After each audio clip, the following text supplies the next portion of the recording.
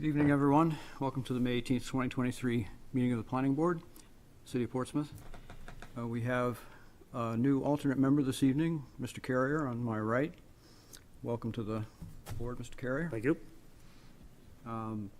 Andrew, I'm going to ask you to sit for Mr. Clark, who probably can't attend. He might be late, but he had a conflict late in the day.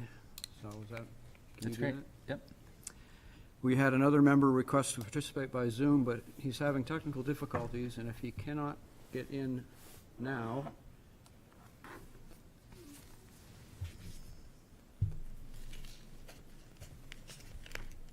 which apparently is not, he's not able to get in. Does that, excuse me, does that mean the Zoom is down for everybody, even people who want a public comment, Do we or? have anybody on Zoom? You should be able, in the meeting, share an invite. No one is on Zoom right now. You should be able to invite them from the meeting itself. If anybody's watching us at home, try to log in Zoom, see if it's just the city site.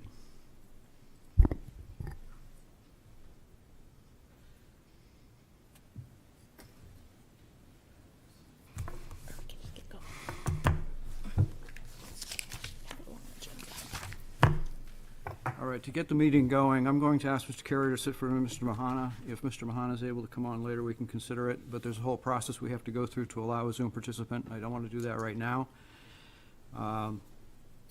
So we have the minutes of April 20th, 2023 as our first item on the agenda. If folks have a chance to review those. Move to approve. Second. Second. There was one edit on page 10. The building, the Pease building was noted as 210 square feet and 18 square feet of office, and it should have been thousands, 210,000 and 18,000. So with that, everybody, all in favor? Aye. Opposed? We have termination of completeness for site plan review and request of Nicole Justo and David Sinclair as owners for property at 765 Middle Street. Requesting site plan approval for a fourth dwelling unit and a new detached structure with a 3-bay garage, including stormwater management improvements, expanded driveway utility services, and landscaping. Properties in Assessor's Map 148, Lot 37, in the GRA, General Residence A District, and Historic Districts. And also a request of Thomas E. and Mary Beth B., James B., and Megan C. Reese as owners for property at 305 Beverly Hill Road, requesting redevelopment of the property, including addition of 2 dwelling units for a total of 3 units and associated site improvements. This property is on Assessor's Map 255, Lot 5, and lies within the Single Residence B, or SRB, and Natural Resource Protection Districts. Motion to accept those as complete. So moved. Second. Any discussion? All those in favor? Aye. Opposed? Accepted as complete. We have a public hearing. First public hearing is one of the one I just read. Nicole J. Justo and David A. Sinclair as owners for property at 765 Middle Street. Again, requesting site plan approval for fourth dwelling unit and new detached structure with a 3-bay garage, including stormwater management improvements, expanded driveway utility services, landscaping. This property is on Assessor's Map 148, Lot 37 in the GRA district. Who is here to represent this proposal? Good evening, Eric Weinrib with Altus Engineering. I also have with me tonight Jen Ramsey, designer, David Sinclair, the owner, attorney Tim Phoenix, and Vicky Martell, landscape architect. The parcel is at the corner of northeast corner of Lincoln and Middle Street. I think it's a very familiar home to probably everyone here. It's a beautiful home with a carriage house. Living in that neighborhood, I'm fortunate to be able to look at it at least 2 times a day as I go to and fro work. At one time, it was 2 parcels. We still have the dashed line separating the 2 parcels. It was merged, and a pool was constructed on the northerly lot. And because that was constructed, the parcels could not be unmerged. So it is one lot, and so the opportunity to subdivide was not an option. And also subdivision, if we went down that road, would have created frontage and access off of Middle Street, which is a busier street. We're on the inside of the corner, which it also would have created sight lines and access issue. Keeping that sight line and that streetscape of Middle Street, I think makes it a more attractive project. In October, we were granted variances from the Board of Adjustment to allow the additional dwelling unit and garage on the parcel. We had a lot density and a rear setback variance. Jen Ramsey and Soma Studio obtained a certificate of appropriateness earlier this month from the HDC. In January, we received support and approval from TAC, and the reason why we waited from January until now was that we were waiting to get through the HDC process, so there was no delay. We were probably a little bit ahead of ourselves being at TAC before we had HDC, so that's why we waited until we were here, until they were through there. There are no wetlands on the property or within 100 feet of the site.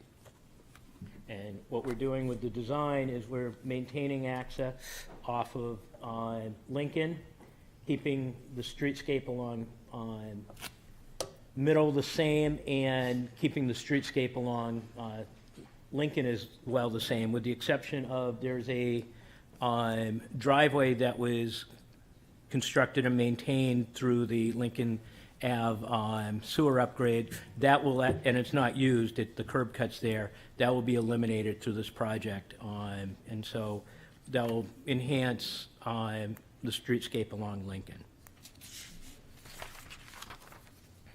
We're proposing a three-car, three-vehicle garage with an apartment above and 3 exterior parking spaces that will be more formally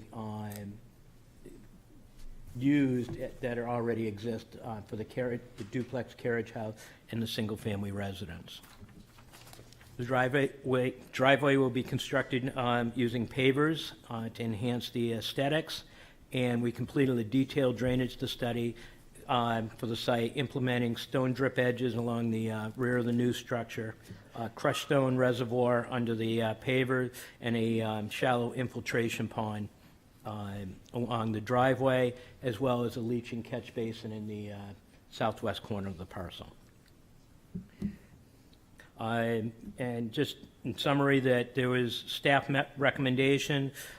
We do have no objections to the 2 conditions to issuance prior to the building permit, and the one condition issued prior to issue of the CO.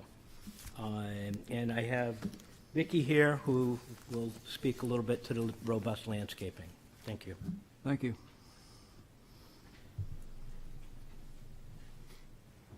Good evening, Vicki Martell from Woodburn & Company Landscape Architecture.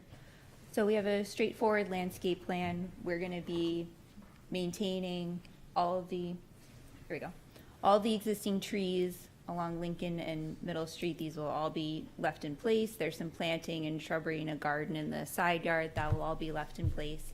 And then we're putting in some hydrangeas along the street there behind the fence.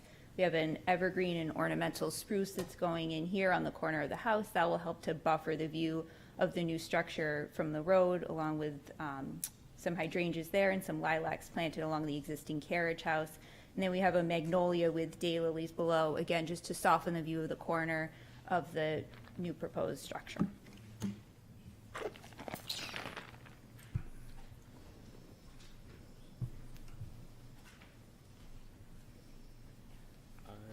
Do you have any questions of us at this time? Any questions of the applicant? Yes, Jane. I just wanted to ask about the landscape. I see that there's I think it looks like a rather mature tree just because of the size of it that's X'd out at the corner of the new structure. Mm-hmm. But you just said that there's going to be a magnolia. Is it going to replace that there, or is there anything that replaces such a mature tree on the property? So there's not you can see the X right next to the magnolia. So the magnolia is more of a moderately sized tree. So it will get to be 20 to 30 feet at maturity, spread width and height. It won't be as large of a shade tree as that. given the proximity of that proposed tree to the two new buildings, I think that putting a large shade tree there wouldn't be desirable. It is there now, but it has some more room. I think that this is a more appropriately sized tree, given the proposed condition. Thank you. Any other questions? Yes. Can you give us a little bit more information, since you're going somewhat close to the back corner of the property line, how you're gonna, maintain all of the drainage off of the roof and where that's all gonna go? Because I see you have a big underground retention and stuff in the front, but what about the back corner? So, obviously, we have, making it hard for me, Peter. Stop trying to help. Less. So, obviously, we have the ridge line, so everything from the front goes toward the driveway and into the underground infiltration basin along the, under the paver. In the back, we have a stone drip edge that is oversized and has stone and a reservoir that will allow the water in the rear to infiltrate, and then whatever overflows from that, based on our computation, is equal to or less than what is running off from the site at this time. Okay, so it's not gonna all of a sudden We're not flood all the increasing in neighbors' that properties. direction. Okay, thank you. Any other questions? Yes. Yes, Mr. Weiner, I'm just curious, I see you got your zoning board variances to allow 3 principal dwelling units on one lot. So does this mean there'll be condominium? Are they all owned by the same people?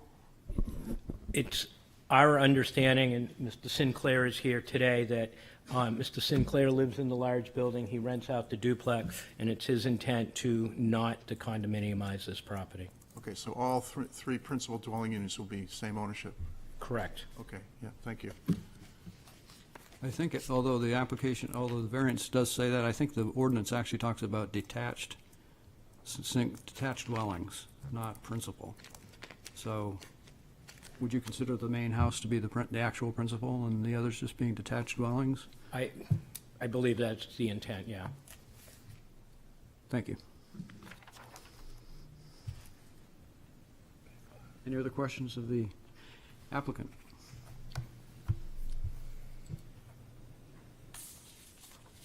Actually, though, on page 4 of our meeting material, it says that the variance is to allow 3 principal dwellings on a lot where only 1 is allowed per lot. And there's no one to really ask this question, but my question is, like, why? I wish that there was some explanation so that we had some background about why the Zoning Board of Adjustment thought that that was fine to have 3 principal dwellings. Ordinance handy. I do have the ordinance. 1 second. Or actually, do you want to, I'm pretty sure the ordinance talks about detached, not principal. Anybody from the, Thank you, Tim Phoenix, counsel to the Sinclair Giusto family. I'm not sure I understand the question. There are, before this project got started, there were and are now 2 principal dwellings, the single-family home and the carriage house, which is 2 dwelling units. So the approval by the zoning board was to add another detached building, which makes it a dwelling with a unit in it. So there's 3 dwelling units and 3 dwellings and 4 dwelling units, if that makes sense. it does. And then, Peter, that's just, that section of the ordinance, 10.513, talks about freestanding dwellings, and that's what you got the variance for. So it's to allow these different freestanding dwellings, not Correct. necessarily, because you can only really have 1 principal. 1 principal, but 3 dwellings, 4 dwelling units. Right. Thank you. That, Yeah, we might just want to amend that in the meeting notes or whatever, because that's not how it's written in our meeting packet. I understand what you're saying, thank you, but that's not how it's written on page 4 That's of why I our noticed it. meeting packet. Right, that's how it was presented to the zoning board. that it's 3 principal dwellings. Right, but the section is allowing for 3 freestanding dwellings. Okay. I mean, You're fine it's- with that? It's the same, Yeah. from a use perspective, it's the same thing. It's somewhat semantic, so. But if somebody wanted to have an ADU, for instance, what would be the principal dwelling? Can they then attach an ADU onto any of these No, you can principal only have an dwellings? ADU with one, on a lot with one single family. So you Okay. couldn't add an ADU to this. Okay, thank you. That's my concern. Any other questions for the applicant? And open the public hearing. Anybody here wish to speak to, for, or against this application? Anybody on Zoom? I'm going to bring up our member who was able to come in a minute, but after this application, actually. Anybody else on Zoom? No. Greg has his hand Excuse me? up. Greg said he had his hand up Right. As a member of the public? on the Zoom. Well, he can wait. Anybody here wish to speak to, for, or against this application who's present in the room? If not, I'm going to close the public hearing. What's the board's feeling on the findings of fact? General discussion?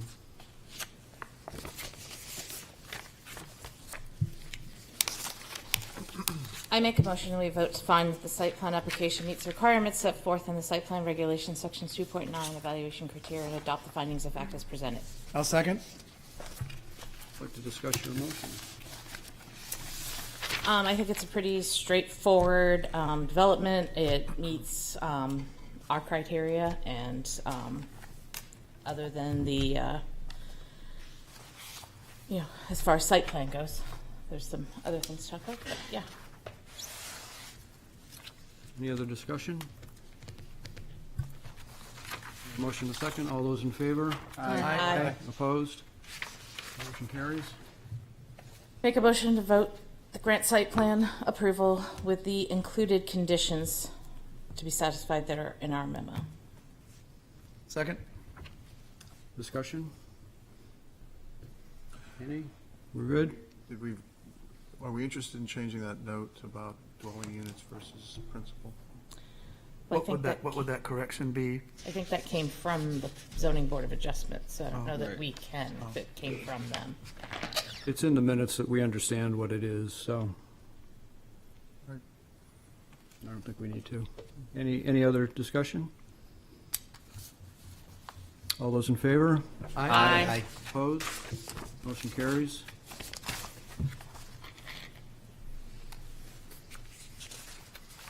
I believe that's that for that. Thank you very much. Now, we have a very unusual situation. I've never had this before. We have our planning board member who couldn't come in earlier, who's now available. The COVID emergency is no longer in effect. And under RSA 91A2, Roman 3, the only way a member can participate by Zoom is with the board approval. I do not have that authority to say yes or no. And since that member is not in the room, that member is not a member until this board votes to either have he or she, whoever's not here, in this case him, participate. There's certain requirements. It has to be, his attendance must not be practical. I know he's out of the country on business, so that's covered. He must be able to have simultaneous speak and hearing communications or duplex communications. As a pilot, I know he knows what that is, and I assume he has that. There's some other requirements after a vote, but in order for him to participate, if it's the board's pleasure to do so, we would need a motion and a vote for him to participate in this meeting by Zoom. And of course, if we do that, it's a roll call vote for things going forward. Yes, Does he have all the material that we have before us tonight? it's my understanding he does. And he's expressed interest, correct? I spoke with him, he would like to participate. Yes. It's a very unusual request. It's never happened in my decade on this board, but I believe this is why we have alternates. And we have 2 alternates in the room able to cover. So I guess I don't see any reason to move that forward.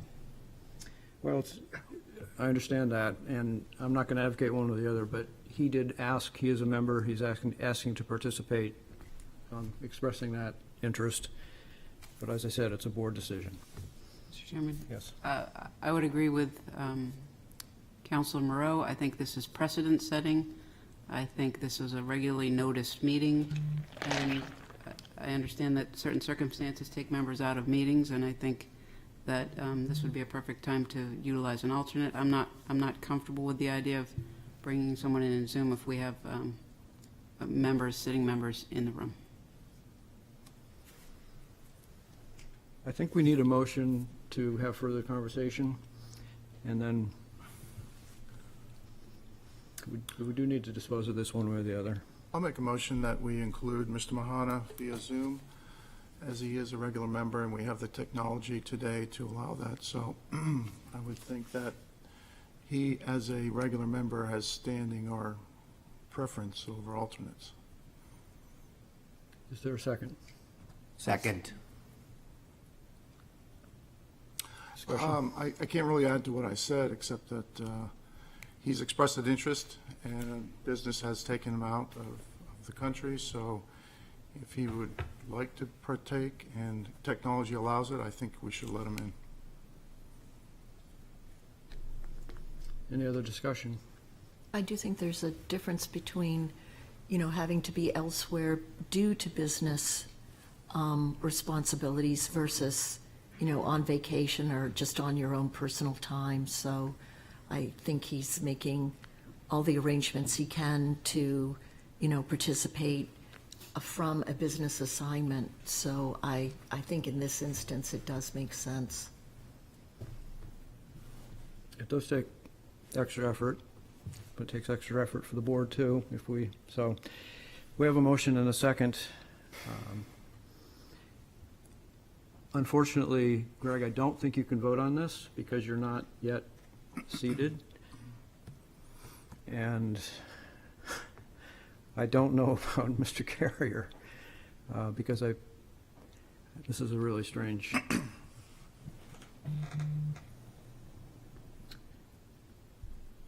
We have a motion to let Mr. Mahana participate by Zoom. All those in favor?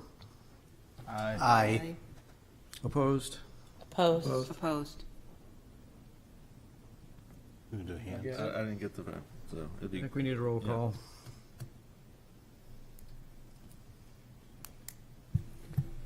Mr. Smith, Yes. Ms. Begala, Yes. Mr. Harris, Yes. Councilor Moreau, No. City Manager Connard, No. Mr. Almeida, No. Mr. Hewitt, Yes. Mr. Carrier, No. and the chair. What is it, 4-4? 4-4.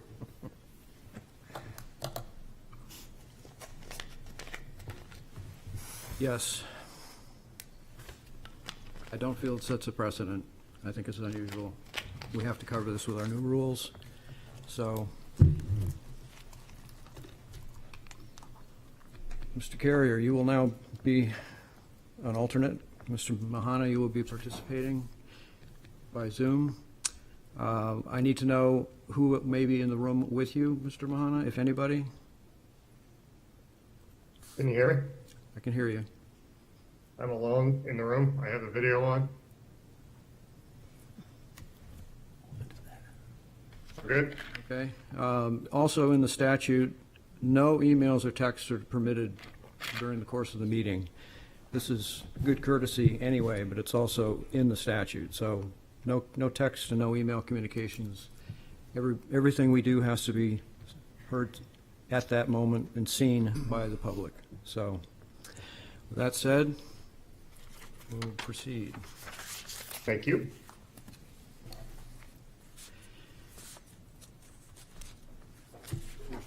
Yes. We have a request to 238 Deer Street LLC as owner for property located at 238 Deer Street, requesting a conditional use permit in accordance with Section 10.1112.14 of the zoning ordinance for provision of no on-site parking spaces where 11 spaces are required. Property is on Assessor's Map 125, Lot 3, and lies within the Character District 4 district.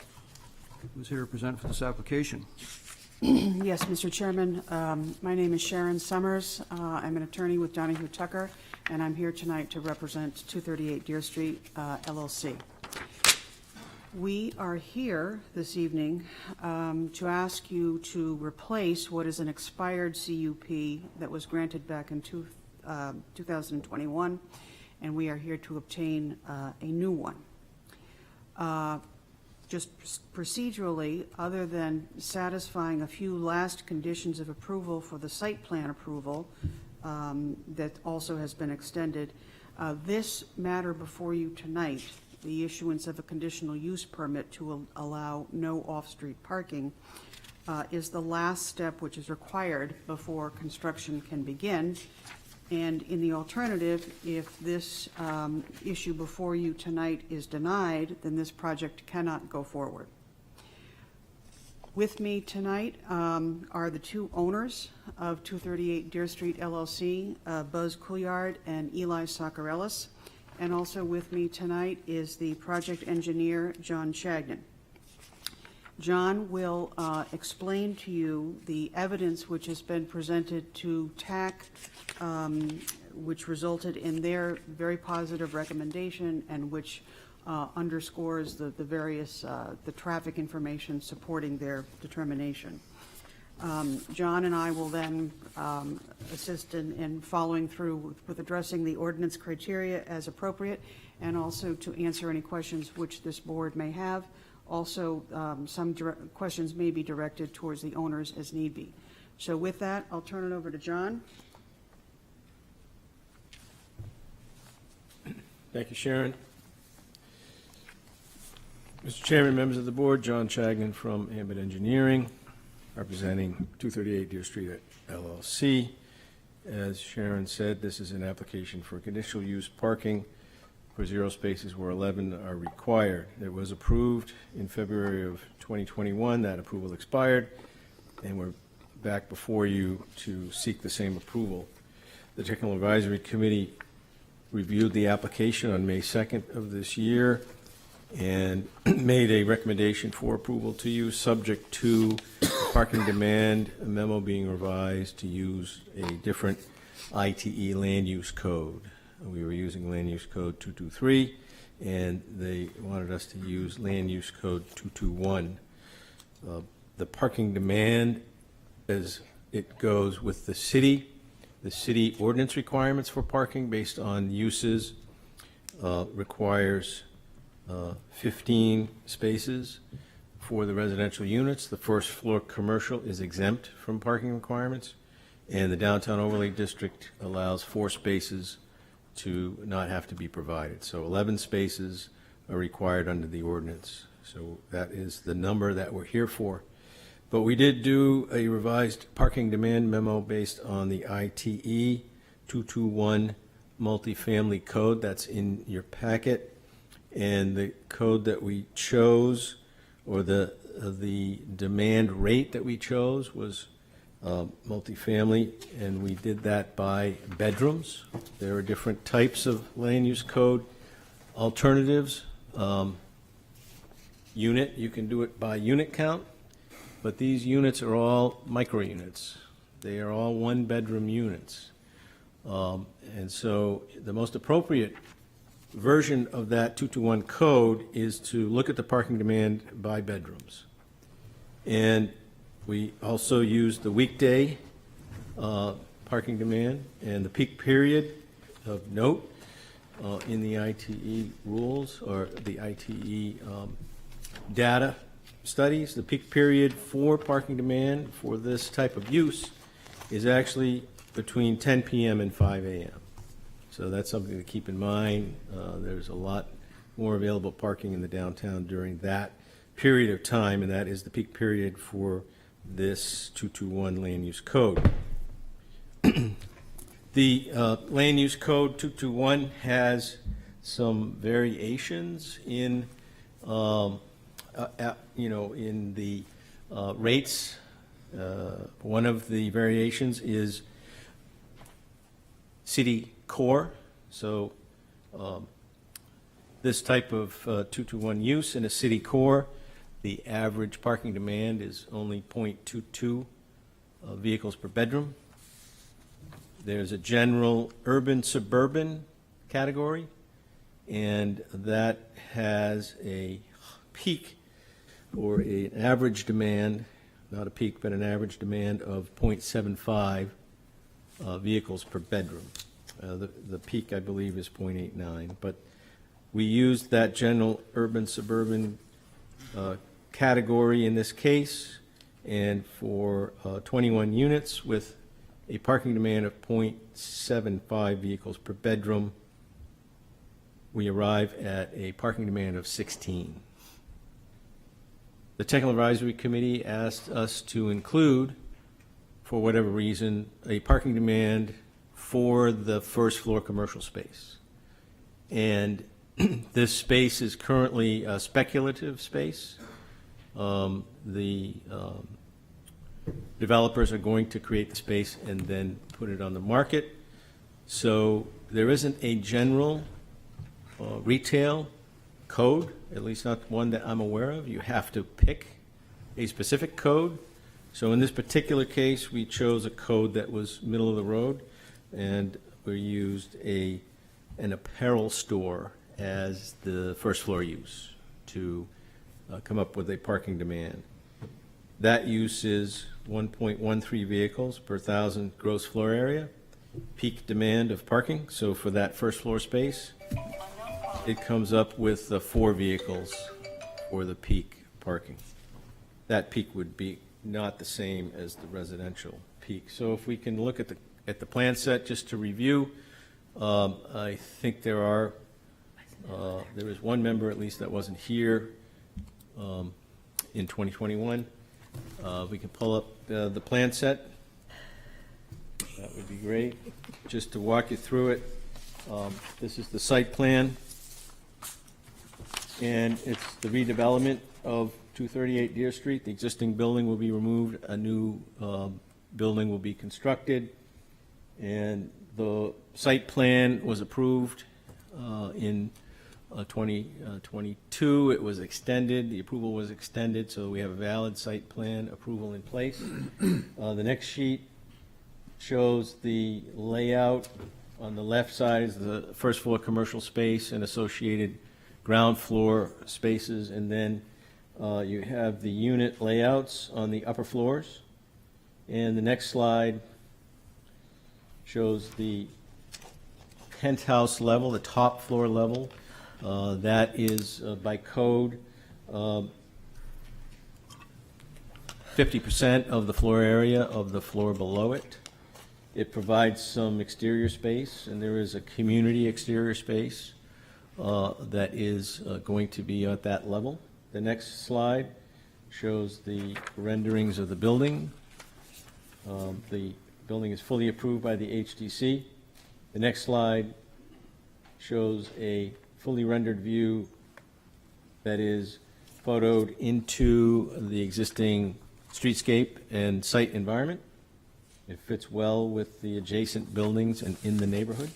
And the next slide shows you the typical unit layout, and these are much needed micro housing units.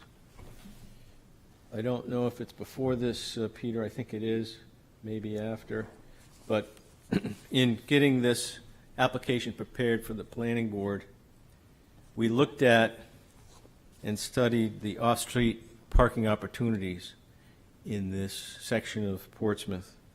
And the first exhibit was a orthophoto map. That's it there. It shows the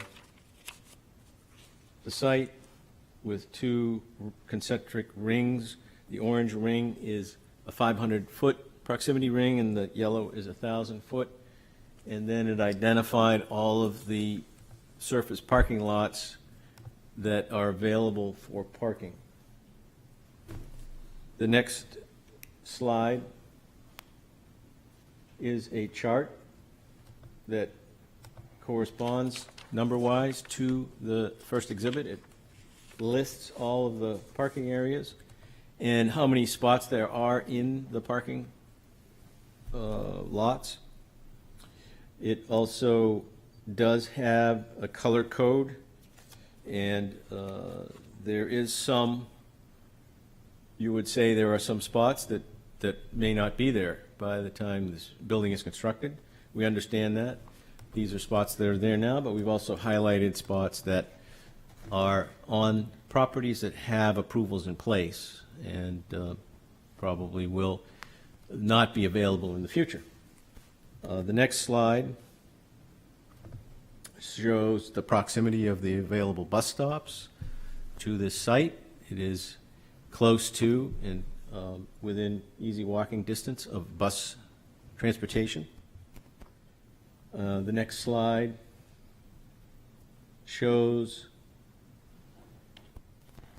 a survey. It's a chart of a survey that we did in anticipation of this application. I'm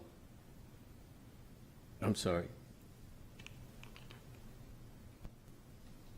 Yes, we looked at the available parking as far as looking at those parking lots and then physically counting the number of spaces that are available. We did 2 times. The first time is a Friday afternoon at 4:30, which would be probably one of the busiest times of parking. People are still at work, but people are arriving in the town for evening leisure. It was not a rainy day. It was an appropriate day to do that study. And the second time we studied was a Monday morning at 6:45 in the morning. So in my opinion, that represented the amount of parking that was there for the people who actually live in the downtown. Because, maybe some people have arrived for the workday, but mostly those cars at that time would be the parking demand of people who are staying overnight in the downtown, either living there or guests. The next slide shows the alternative, one of the alternative transportation modes associated with the micro units, and that's bicycles. There are plenty of bike racks on the property and in the vicinity. And then the final slide is some census tracking data. So we looked at the census data from 2010 and 2020, and there are a couple of interesting trends that you would notice. One is that the percentage of people who work from home has increased significantly, as is the number of ride shares, people who carpool.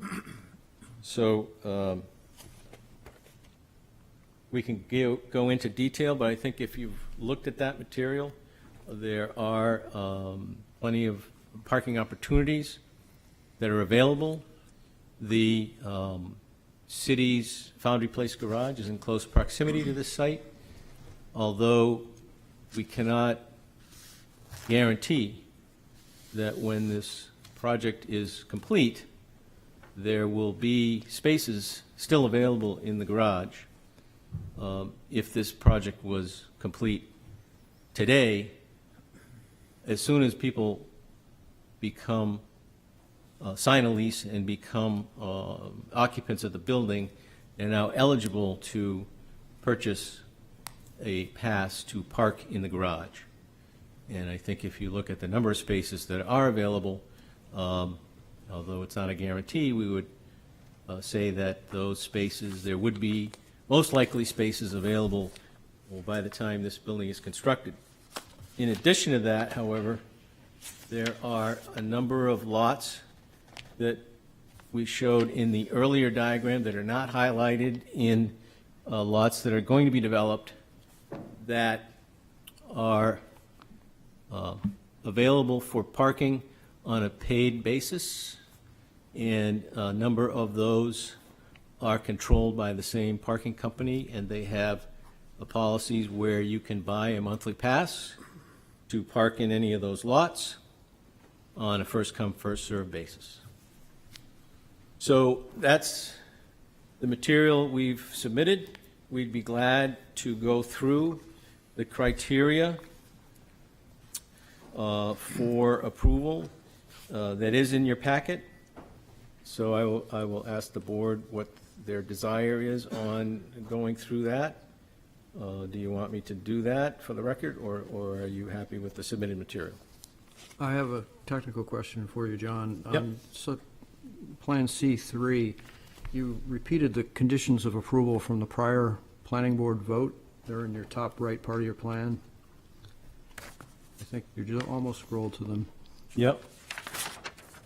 Are those, do you propose the same arrangement? So, no, that was a part of the previous approval. We're asking tonight that the parking CUP be approved without requiring that there be leases entered into. So those two notes before- would be removed, or they're not applicable this evening for what you're requesting? Yes, correct, thank you, yes. Okay. Just wanted to clarify that. Sorry. Board questions? First Andrew, then Not a question, but felt it necessary to disclose that I previously represented the applicant in a business matter on this property after their initial application and approval, and have not represented them since their extension in earlier this year or in 2022, but no longer represent them in any contractual way. Thank you.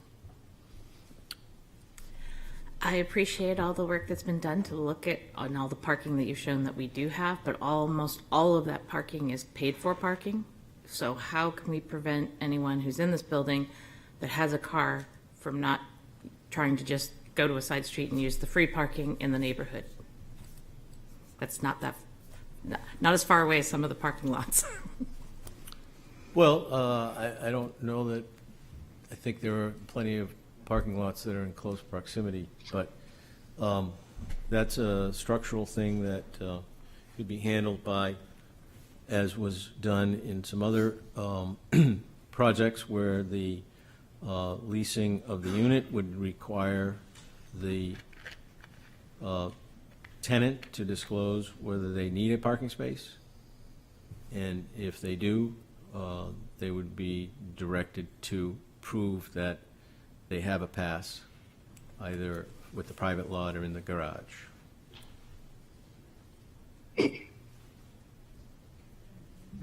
Yes, by all means.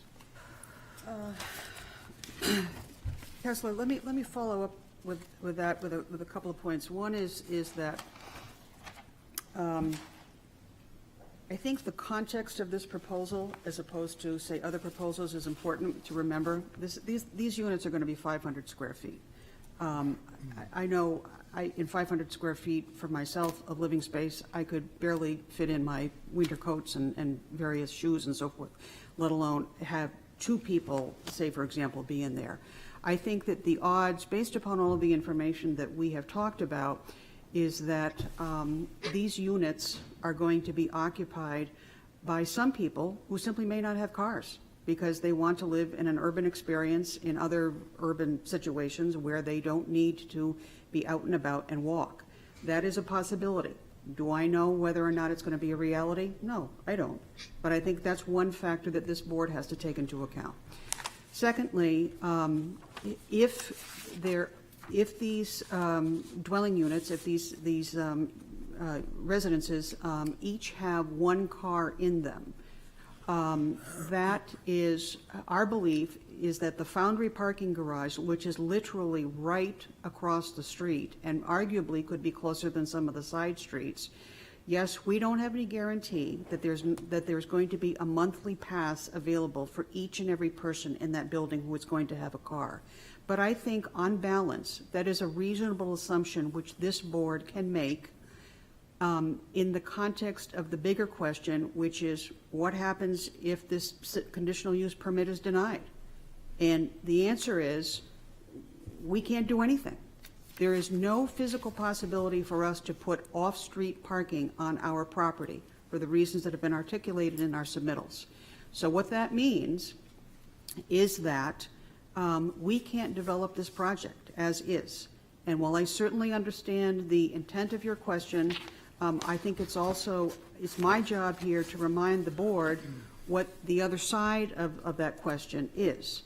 To that end, I also want to kind of note one of the other factors, which is, this is one of the not the statutory criteria, but the criteria in the ordinance, which talks about the need to have the nature and the intensity of the proposed use, which I would argue is fairly minimal here, of the micro unit residential use, whether or not that's going to complement the character of the surrounding development and encourage appropriate and orderly development.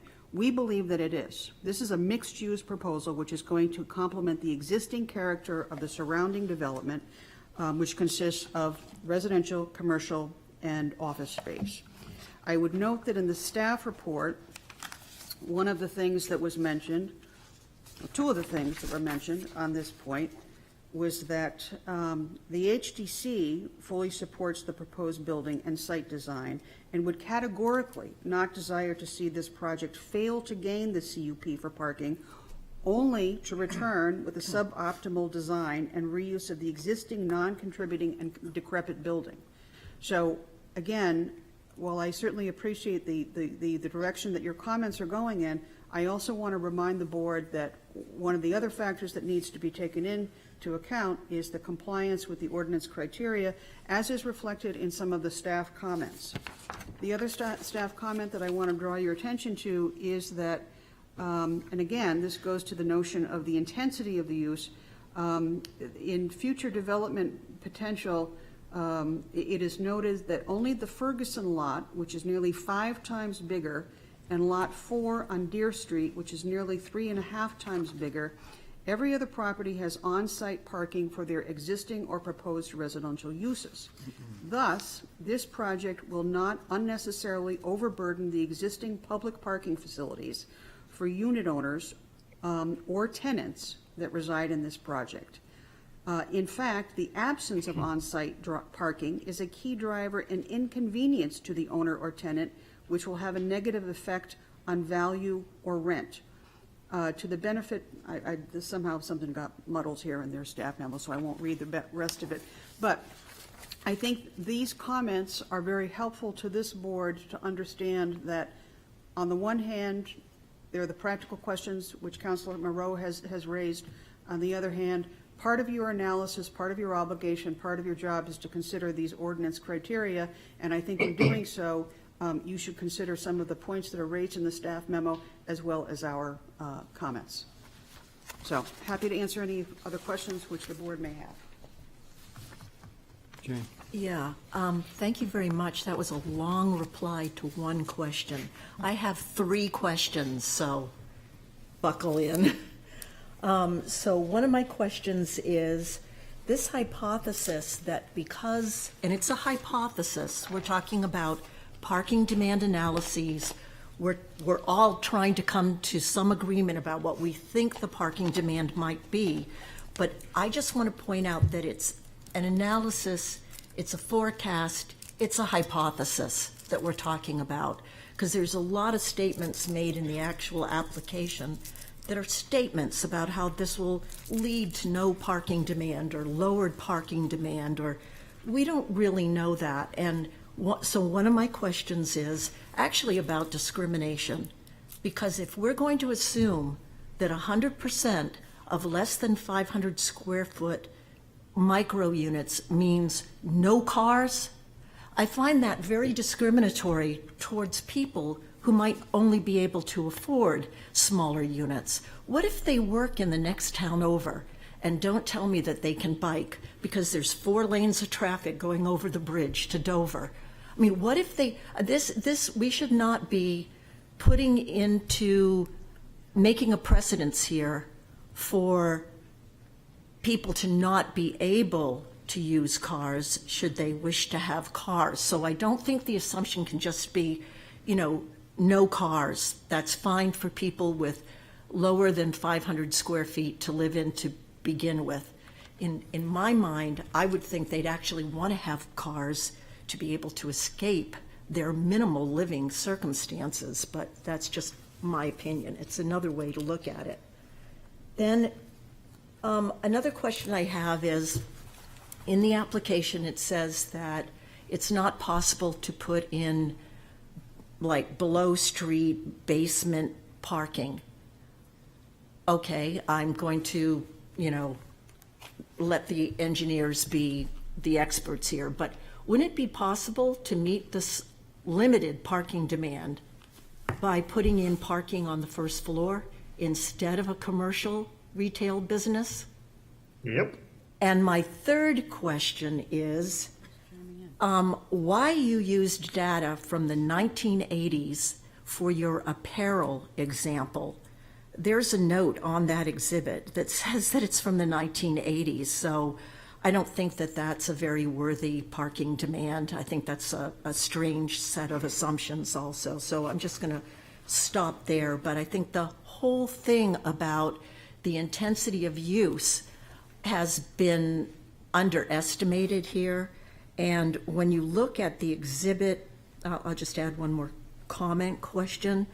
My question really is, how I think I'm mimicking what Beth said a bit, or repeating it, because in your exhibit that shows the concentric circles about how far away parking is, it also shows us that neighborhoods, residential neighborhoods with unmetered parking are in those concentric circles as well. So how do we not increase the burden of parking in front of regular residences in regular neighborhoods that are very close to this area? Before you respond, I just want to point out to the board, these are questions to the applicant. The philosophy of how we deal with the answers is when we have our board discussion. And I Right. think you were getting into a lot of the philosophy, which is a good thing to talk about, but this time is really asking questions and trying to get some responses from the applicant. Sure, thank you. So I guess taking your questions in order, the first question is, we are not here saying that 100% of these people will not have vehicles. We are not saying that. The Portsmouth ordinance does not say that, and the parking demand memo does not say that. So to make that claim that we're saying that 100% of these people will not need vehicles is false. If residents do have a vehicle, then there are opportunities to pay for parking. And that's part of city living. Secondly, to characterize people who don't have cars in what I consider a derogatory manner is also not appropriate. There are people who are younger, who are graduating from college and starting their careers, and they might want to live without a car as a choice so that they can put money away and save for the day when they can buy a car or buy their first residence. So thirdly, if you look at trends and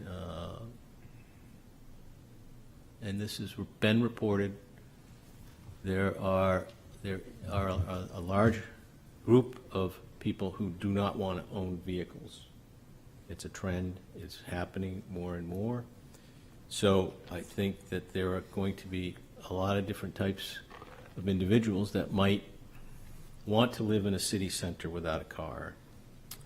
And there are apartment buildings in downtown Portsmouth now that don't have parking associated. The second question was about the ability to not put in underground parking. And the lot size is such that to go to below-grade parking would require that you take up a large portion of the property to build the ramp that gets you to below grade. As far as parking on the first floor, the Portsmouth ordinance is quite clear that parking on the first floor is not allowed or desired. The first floor should be enlivened with commercial uses and access the sidewalk and be activated to the sidewalk. And the third comment about the ITE parking data, we did not choose something that was from the 80s. The ITE parking data is data that is updated, and as I said, they do not have a general code for unspecified office space or retail space. It could be office on the first floor, it could be retail. It could be, like it is now, a restaurant. And currently there's a restaurant there, and I don't think there's a parking issue that that restaurant has created, and certainly that restaurant, if we did a parking demand, would far exceed what we're asking or talking about tonight. So hopefully that answers some of the questions. I'll come back to you, Jane. I like the idea of the landlord collecting if the tenants actually have cars, making them prove to them that they have a lease space somewhere, and to the landlord. I think that could be very doable, because if you're going to pay for it, then you're actually going to use it, if we had that. So I don't want this to fail, for the record. I want it to succeed. I don't think I'm against it, but I'm the one that's going to have to answer to all those people in that neighborhood, since I live in that neighborhood. So I just want to make sure that we do everything in our power to make sure that they, you know, someone that does have a car, and I hope nobody in the building has a car. That would be great. But if they did, I'd like to make sure that we have some sort of accommodation to try to make sure that they have a lease space. Thank you. That's all. Yes. And I understand that the neighborhood has concerns and has had concerns, and the neighborhood has been trying to work on solutions, because irrespective of this project, there's perceived other people parking in the neighborhood, whether it's to go to work, to go to their job at night, et cetera, et cetera. Jane, and then Jim.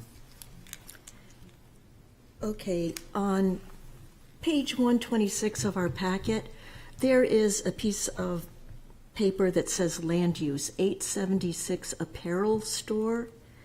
And at the bottom, just before the source number, it says the sites were surveyed in the 1980s in New York. Is that correct? Yes. Okay, and on It page says. 131 of our packet,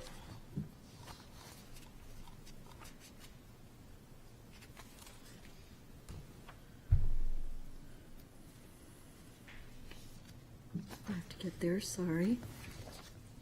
The top paragraph, it says, as a statement, it says that 238 Deer Street project proposes micro units, units under 500 square foot in floor area, which by their very nature will decrease parking demand, as their small size will attract occupants who wish to minimize, to the extent possible, housing costs, while at the same time providing immediate access to the city.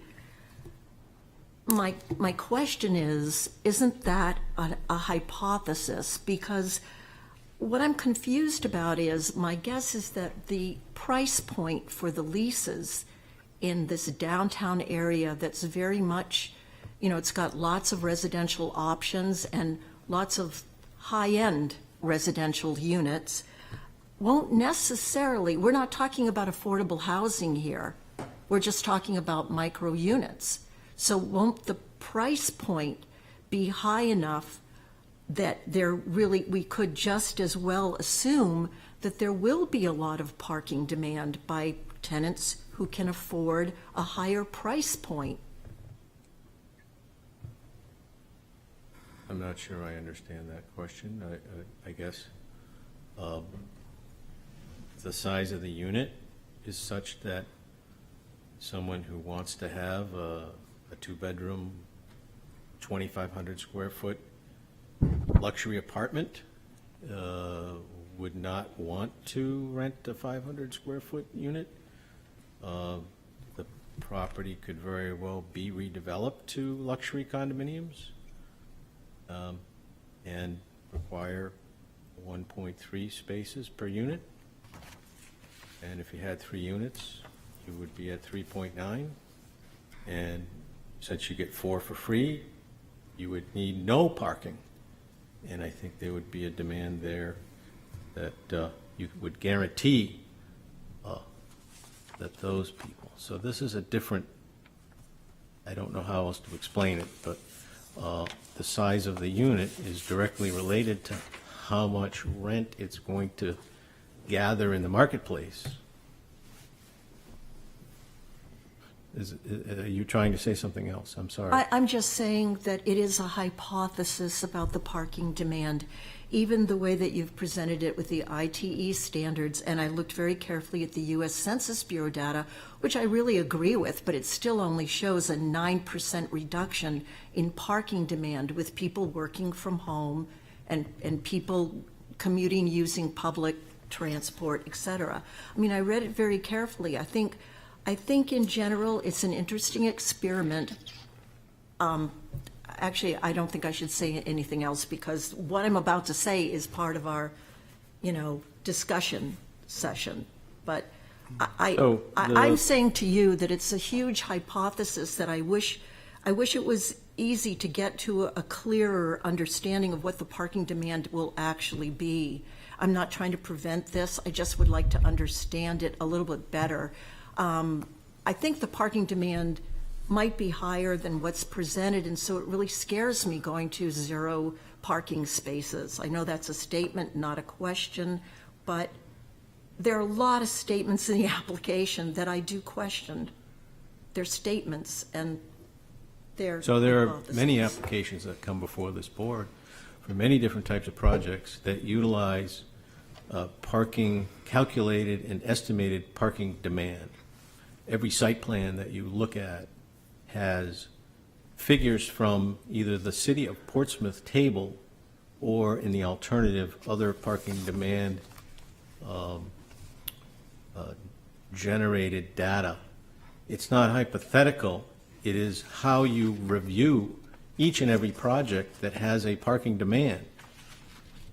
But These as- numbers are the standard. As we sit here and look at this, we don't just look at the individual project. We're looking at the cumulative effect of continuing to provide variances to have no parking where there's actually demand for parking. So I understand your point. I hope you understand mine. A couple And points I of would- clarification. This isn't a variance request. This is a conditional use permit. This board has the authority to require more than what the ordinance says or down to 0. The ITE, I've helped contribute to that document, the ITE Parking Generation Manual. It is not a standard, it is not a rule, it is not a requirement. It's a database of information. And it's meant to be used by engineers who have to use engineering judgment, as Mr. Shagnon has, in coming up with his opinion on how to use it. It is an opinion. It's a best guess. One of the members of the Parking, Traffic, and Safety Committee, or TAC, had a different opinion. He's also an engineer. Engineers have different opinions. It happens. But in considering this conditional use permit request, I think you have to look at not just the parking aspect, but the effect of these humans living at this location in this part of the downtown. And I've got another question, but Mr. Hewitt had his hand up first. Yes, thank you, Mr. Chair. Mr. Shagnon, following up on Ms. Begala's comments about the nature of the future tenants and their financial means, these will be all market rate, correct? That's correct. And does the applicant or yourself have a range of what you think they'll rent for? No, it's market rent. No, like more than $1,000 a month?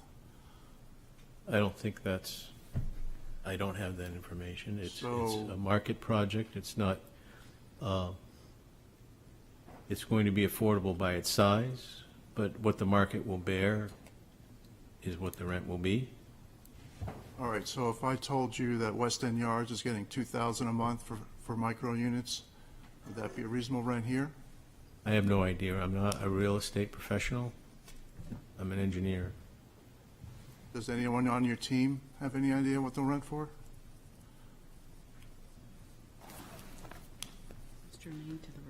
We are not at the point yet where we are making the determinations about how these units are going to be marketed. So I'm afraid we just don't have that information for you. It is, as John has stated, it's going to be market rate. It is not going to be affordable. And that's really all we can tell you at this point.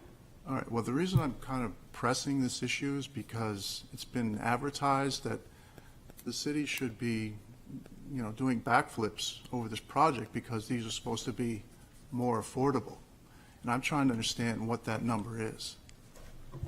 I don't think that a number has been determined, and in terms of what has been said about these being affordable, the only thing that I can say is that it is probably being inferred as being affordable, although I have not used that term, because of the fact that the nature of a 500 square foot dwelling is one which is not going to be able to be sold or rented in the same price range as one which is double or triple that size. It's just the nature of marketing. Beyond that, there has been no analysis done to date that I'm aware of, and certainly I think that for purposes of this board's analysis, the only thing that you need to bear in mind is that because of the size of these particular units, they are going to be marketed towards a population which is likely going to be different than the multi-million-dollar condos that are in other parts of the downtown. That's all I can tell you, and I'm sorry. All right, well, like I said, I understand West End Yards is getting $2,000 a month for their micro units, and this is a mile closer to town. So would I be unreasonable to think that these would get $2,500 to $3,000 a month? I can't answer that question. I think if I could jump in here, what's relevant is the parking. Let's assume these units rent for a lot of money. Let's assume they're very expensive. If your concern is that there'll be a lot of cars, let's try to address that concern. If you think there'll be 21 or 42 cars here, how do we address that, if the board feels that as a board? My question is would the applicant be willing to have a system in place whereby a certain number of unit owners or renters, however it comes to pass, if they show up with vehicles, that they are required to seek a permit at the Foundry Garage or some other location to demonstrate a place to park that vehicle? Is that sort of a condition? Is that something you would consider? I can certainly broach that with the clients, but I'd like to hear what the other questions are from the other members of the board first, before we get into that. Of course. I'm just raising that because it's a fool's errand in my mind to try to quantify this in terms of 1,000, 2,000, 3,000. I live in a mixed-use building that has 6 residential units that have 0 parking, and they're all bigger than this in terms of individual unit sizes. So it happens downtown. The units in the building I live in are not worth what the other units in the downtown are worth that have parking. It's a reality, That's right. It just happens. That's right. So, other questions, please, of the applicant. We can philosophize next, but we need to get questions and feedback from the applicant. Mr. Mahana has his hand raised. Yes, Mr. Mahana. Yes, I have 3 quick questions. The first one is, where did the 7 or 11, whichever it was, spaces that this project was previously committed to providing, where did they go? Second question would be, you're showing a community space on the 3rd floor deck. Does this mean that that 3rd floor deck is going to be 24/7 accessible to anybody walking off the street? And then my third question, and it's also a point to John, is just so you know, over at Port Walk, which is within your 500-foot ring, a 500 square foot studio rents for $3,500 a month. how many people that pay $3,500 in a month live without a car?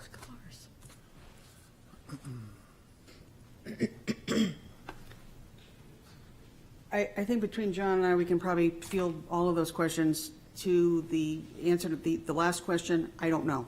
In terms of what is happening at Port Walk, I don't think that's necessarily relevant for the discussion here. As to the community space issue on the rooftop, and John can correct me if I'm wrong, but that only refers to community space that's going to be shared among certain of the residents within the building. It's not going to be open to the members of the public at large. And then with regard to the 7 spaces, in answer to that, that was a condition of approval as far as the conditional use permit of 2021 goes, and that is one that we do not seek to have imposed as a condition of approval on this particular application, because that earlier conditional use permit has gone by the wayside, thus the 7 spaces went by the wayside as well. Okay, so follow up to that. Normally for a conditional use permit, it's, as already been stated, it's different than a variance. Conditional use permit is typically a give and take. If you want to do something in the wetlands, you got to give us something. If you want a taller building, you have to have some affordable housing. So you're asking for a conditional use permit here with no affordable housing, no community space, no public benefit. Is that correct? That's not correct. First of all, one of the requirements on the site plan is that we do provide an easement to the city in the, for lack of a better word, the alley between our building and the adjacent building. And we are in the process of doing that. That easement has in fact been signed, and that's going to be presented to the city. So I think to say that we have not provided anything to the city is simply erroneous, as a matter of fact, and as part of the site plan approval process. How does that easement benefit the public? Pardon me? How does that easement benefit the public? I guess this is a question that the planning board would have to answer, because that's what you required as part of your site plan approval back in 2021. So you're going to John? keep that in there, but not put the parking spaces back in from 2021? Correct. Okay. And Thank you. John, Thank you. So, yeah, that was required of the site plan approval, that the space between the building and the perimeter where it abutted other sidewalks be easemented to the city to be included in the public pedestrian alleys that surround the building. So it provides for more access and community space. The 7 space requirement was part of your previous approval. The previous approval said, though, that before the applicants could even break ground on the project, they had to lease 7 parking spaces. And that proved to be difficult for 2 reasons. One is that until the person is a resident in the unit, they can't lease a space in the Foundry Place garage. Just won't happen. The city will not, even if they are willing to pay for it, they're not going to let them lease 7 spaces in the garage. And secondly, all of the people who own private lots for lease are not going to say they will lease the applicant's 7 spaces in perpetuity before they've even put the building up, because all these properties are in flux and development is happening. I think I would just like to point to the staff memo, though, when you say you've got to look at the neighborhood. And I think the Technical Advisory Committee looked at the neighborhood, and they talked about, unlike all of the properties in the north end, the lot size of this lot is extremely small at 6,000 square feet. It talked about the other projects in the neighborhood that are approved, and those are providing parking on their own lots. So when you look at this neighborhood-wide, this particular project does not represent the tip of the spear and the beginning of projects that will create a compounding negative effect. This is sort of the last undeveloped lot. It's as in your memo from the staff and as part of the discussion that happened at Technical Advisory Committee. So hopefully that starts to address your question. I think the parking garage that was constructed also speaks to that by supplying parking for the neighborhood and the area. Any other questions of the applicant?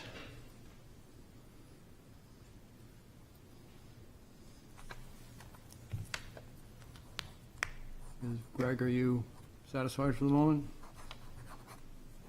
I can't see All you. set, Rick. Thanks. Thank you. No other questions of the applicant? Open the public hearing. Anybody here wish to speak to, for, or against this application?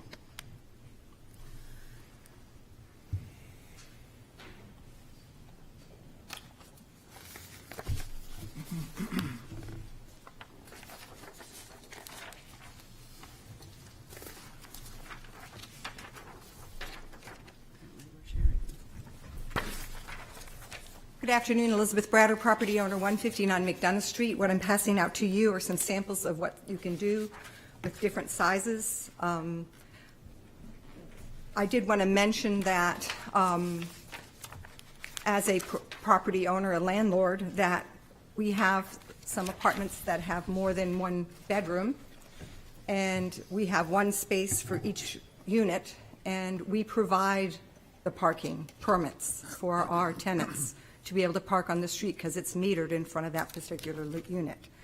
All of our one bedrooms have one parking space and they are used. I do have a couple of tenants who have one car and then the two other people share that car. So it's my experience that if there's a unit, there's a car in it. I am going to speak again. I didn't have time to do that. Elizabeth, if you guys need to speak, we want to go out in the other room. Yeah. Go ahead. Sorry. So I am going to speak again because I didn't have time today to edit my other thing. And I had one more thing which I didn't remember to write down. So hopefully I'll remember it before the end, but I'll be back. Sorry I interrupted you. It's okay. Thank you. Anybody else wish to speak to, for, or against this application? Anybody on Zoom? No. I think we did have one letter. Yes. I don't think we need to read it, that it was not in support of the proposal. Is that correct? That's correct.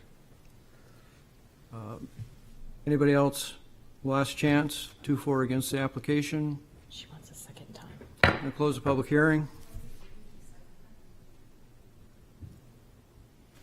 My bad. I'm going to reopen the public hearing. Second time speaker.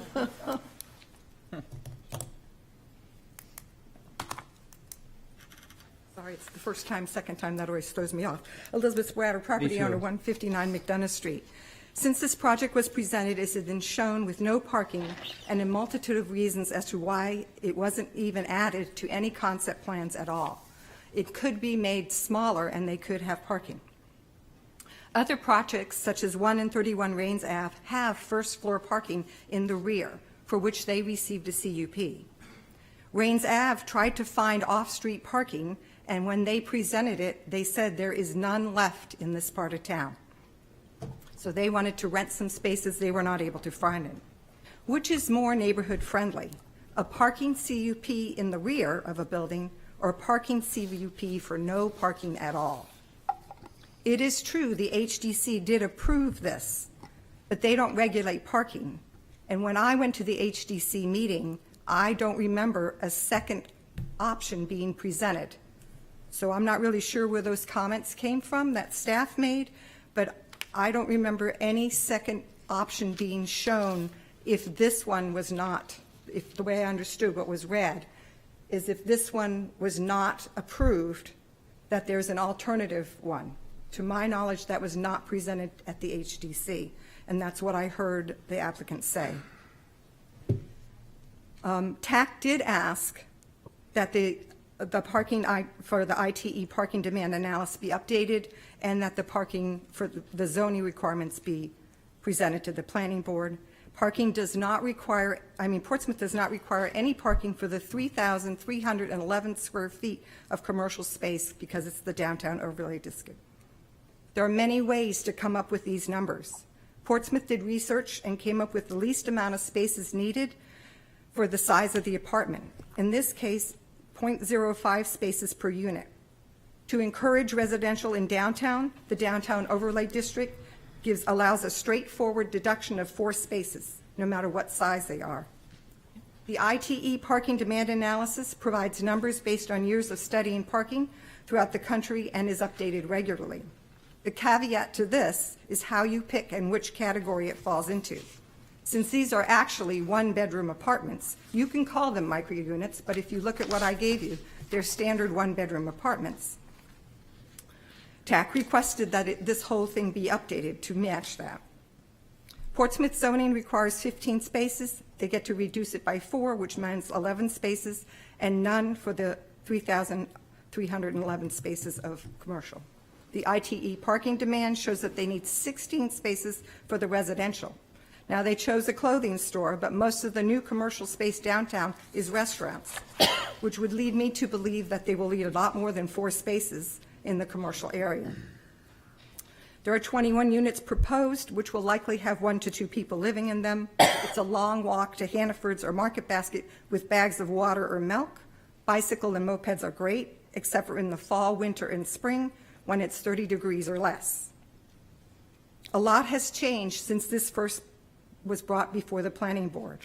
West End Yards has asked for more parking because people who live in micro units do own cars. 89 Foundry Place has broken ground and has a contract for 63 spaces in the Foundry Garage.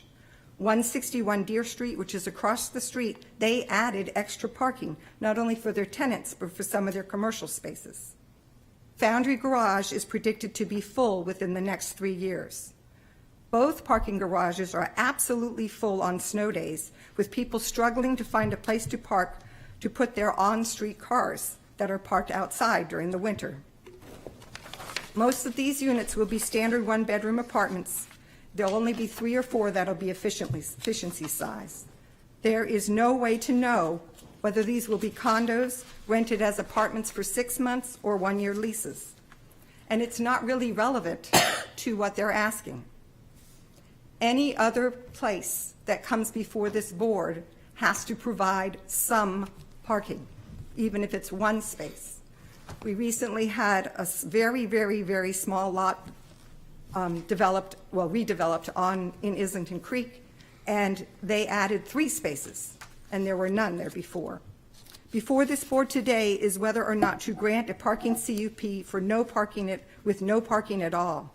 It is true smaller and cheaper apartments are needed in Portsmouth, and many K1 employees who come to Portsmouth to work need a place to stay. This application shows high-end kitchens and bathrooms, which is where a lot of the cost of doing construction comes from. These are likely to be higher-end market rates. The smoke and mirrors of this project is that none of these units is going to be 400 square foot, which is what is shown in the picture. They are going to be 440 to 490 square feet. These are standard one-bedroom apartments, easily 1 to 2 people and 1 to 2 cars. All of these people, if they are lower income, if they are working class people who can't afford too much, are going to want to park for free. Please do not grant this CUP for 21 parking spaces. If you choose to grant this, the original stipulation was for 7 secured spaces. I would ask that you go for 10, because both the city and the ITE show that 15 to 16 spaces will be needed for the residential part of this building. Thank you very much. Thank you. Yes, the applicant can speak in the public hearing. Yes, I I just wanted to get back to the board. I don't have any response to any of the comments. I didn't frankly have a chance to listen to them. But I did have a chance to speak with the clients, and what we would be willing to do to address some of the concerns that have been raised by the board members is to agree to craft some sort of assurance as part of a condition of approval so that whoever is going to be residing in these units, and this is much like what we did back in 2021, that if somebody is going to be living there, they will need to, before moving in, as part of, say, for example, a lease arrangement, advise whether or not they have a car, and I should say at the time when they move in, that they will then have a parking pass at, say, the Foundry Garage, or whatever arrangement they're going to have, so that there will be some evidence of doing that. If you recall, we also had an arrangement in which this would be reviewed for a finite period of time with the city. We will not, however, be amenable to the notion of having, being required to seek off-site 7 spaces or however many, due, frankly, to the difficulties that we had earlier, as was alluded to by John a few minutes ago, and I also know that when we were here in February, we explained to this board in some detail that while it sounds like it's a great idea on paper to do that, that the mechanics of it are next to impossible, because we contacted people who expressed some general willingness to work with us, but they weren't willing to commit. I mean, the condition is that we had to have that in place before we could start building. And the problem is that when we went to the people who potentially were interested, they didn't want to do business with us until they had a better handle as to what, when we were going to be doing this, and difficulties arose in terms of trying to strike up the appropriate financing and this and that and the other thing. So that's just not workable. But I do think that what we can do is to, as I said, work with the city staff to come up with some assurances that we can provide on behalf of whoever's going to be living in the building, A, whether they have a car, and B, how they're going to arrange to have it be parked off-site. And, hopefully the Foundry will be in a position where they can grant the monthly pass. But if, as John has alluded to, there are other options out there. So that's what we would propose, and we would ask that the board grant us the conditional use permit with that type of condition imposed. Thank you. Anybody else wish to speak to or against this application? Anybody on Zoom? No. Now I'm really going to close the public hearing. Public hearing is closed. For discussion. Yes, Andrew. I've luckily been around long enough on this board to see relevant data come back and help us, and one of those being 132 Middle Street, which is a 21-unit apartment building not more than a quarter mile from this project site. Part of their stipulation at 132 Middle was that they give us a parking analysis. Thank you, Board Member Hewitt, for that. And as it looks, that property, which is 6,732 square feet of living space compared to 238 Deer Street, which is 6,300-ish. That property at 132 Middle has 7 parking cars, 7 demand spaces, 2 off-site, 4 off-site, and 3 on-site. I find it extremely pertinent and definitely applicable that we look at this consideration as something to use in the granting of this conditional use permit or as a condition thereof, because this is an existing building in the same exact geographical context as what we are looking at. It's not going to improve in this corridor of Deer Street. It's certainly not going to get any less congested or dense. But with that said, this building has all but 4 studio apartments. The other 3 are 1-bedrooms, and then there's the other 3 are 1-bedrooms. The other single one is a 3-bedroom. So suffice to say, I think that this is a great example, and it's crazy to me that we're shedding 7 spaces that we had previously stipulated. I think that that is, without a doubt, the absolute minimum that we should grant this approval with. I have utmost respect for Councilor Moreau as a counselor and board member, but also as a resident of the Islington Creek neighborhood, or Rock Creek neighborhood, because she will certainly be the first to hear it, and in addition to the fact that she has the most experience in this exact consideration. So to me, this is a very straightforward yes or no, and that can be looked at as the 132 Middle Street scenario. Thank you. Yes, Jim. Mr. Stith, can you explain the arrangement at Foundry Place Garage as far as who's allowed to lease blocks of spaces there versus individuals? Ms. Brader stated that DSA has 63 spaces preserved. Right, Does so- anyone else? Well, so DSA owned that property that the Foundry Garage is on, and so as part of the sale of that property, in agreement with the city, they secured those parking spaces. So I don't think anyone else has an arrangement like Deer Street Associates. And no one else They will be. cannot, They for cannot, the right, terms of the per the- bond financing. Okay, so DSA has, is it 63? Is that I think it's accurate? 68. 68, okay. And so no one else can take a block. Everyone else there individuals has to get. Right, them. individuals have to get a month, they could get a monthly parking pass, residents can. Okay, thank you. Yep. Anybody else before? Okay, great. What part are we in? Are we still discussing this? Yes, Okay, yes. I'd just like to totally agree with Andrew. I couldn't remember the number of that Middle Street property, but I've been thinking about that this whole meeting, and I thought that it was that about half the units ended up with parking on site. I know it's a few number of units, but I do think that is a good example.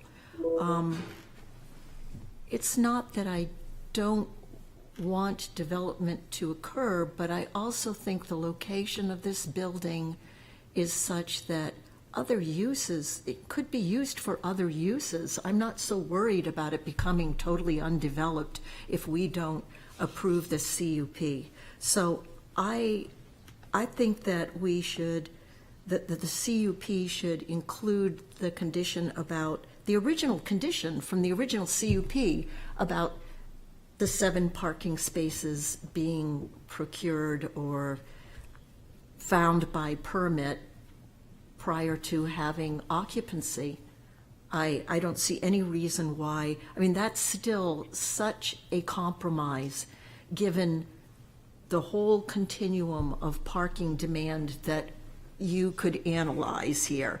I think the parking demand could be as much as 2 people per unit having cars. I mean, it could be. So there's a whole continuum here, and I think asking for the 7 original parking spaces, I think that's part of the experiment of having these micro units. But I also do want to say that I think that market price, which is based on location, location, location, we have lots of real estate agents here, location, location, location, it is probably going to be a rather high price point for even these small units. I would be shocked if it's not.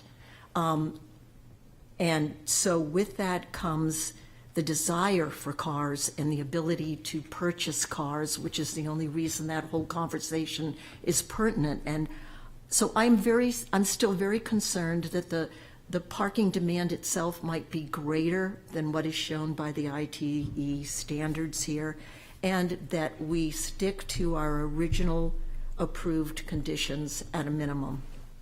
Thank you. Greg, you had your hand up? Yes, sir. I'll be brief. Following on what Andrew said, using the 132 address, I'd like to remind the board what another prominent developer in Portsmouth tried to put 29 micro units further uptown, and he didn't succeed because there was no parking. He switched his plan and made it office space. I'd also like to remind the attorney for the applicant that the financial viability of a project has nothing to do with our conditional use permit if it doesn't make money for you, which I find hard to believe, because if you get $3,000 a month, assuming there's no parking, because Port Walk has parking.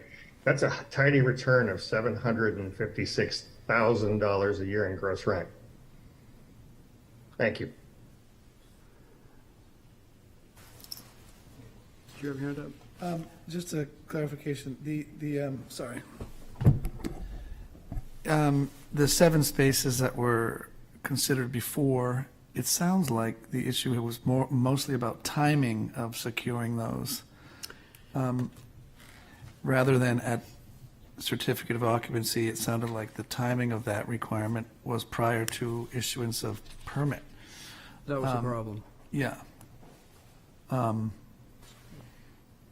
don't know if Board Member Bagala was suggesting that we change the timing of that requirement? Yeah. That seems, I think that takes some pressure off the applicant. yeah. Instead of pushing the pressure from the applicant to the lessees to find permits, sort of as a condition of them being able to live in their own occupancy. I don't think it should be I pushed think to that's, them. I think this idea is worth discussing. I think it's a reasonable idea. I've been sitting here thinking about, the fact that people want to be here because it's so special. And when I think of all the special places I lived and tiny little places that I've lived, whether it's Beacon Hill or Back Bay or, I never had parking. And I had to, as the tenant of the unit, I had to find my way with, or not own a vehicle. And people find their way. And I like this idea that puts that responsibility on the tenant prior to occupancy.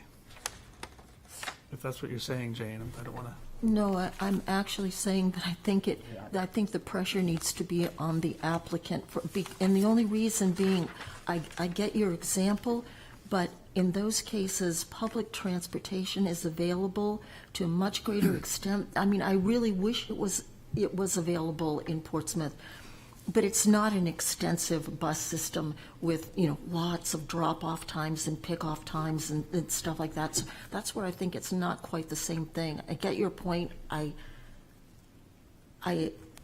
think the applicant can find 7 spaces prior to occupancy, certificate of occupancy by people who want to live there. It should be part of what's offered. Beth?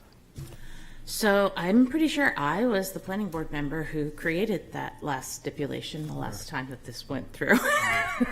So, and I appreciate them actually making the effort to bring us back the information on how difficult that was because they weren't, didn't have occupancy. Okay. Instead of putting a limit on 7 or whatnot, I think just requiring the tenants or the landlord and tenant to work together, however the relationship is, that they just prove they have off-street parking somewhere, whether they pay for it or not. They could have a friend who has a driveway who's willing to, write a letter saying that. I'm just looking for some sort of way for them to prove to us that they are going to, if they're going to have a car, and I hope there's a building full of people with no cars, and that they all ride bikes, or they all take the bus, or they all have a moped, it's much more easier to park. That's my hope, but I'd like to make sure that we have a plan in place if they don't.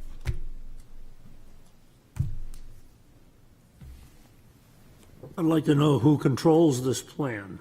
I mean, we're talking about certificate of occupancy, we're talking about parking, but how do you control this when it's all said and done?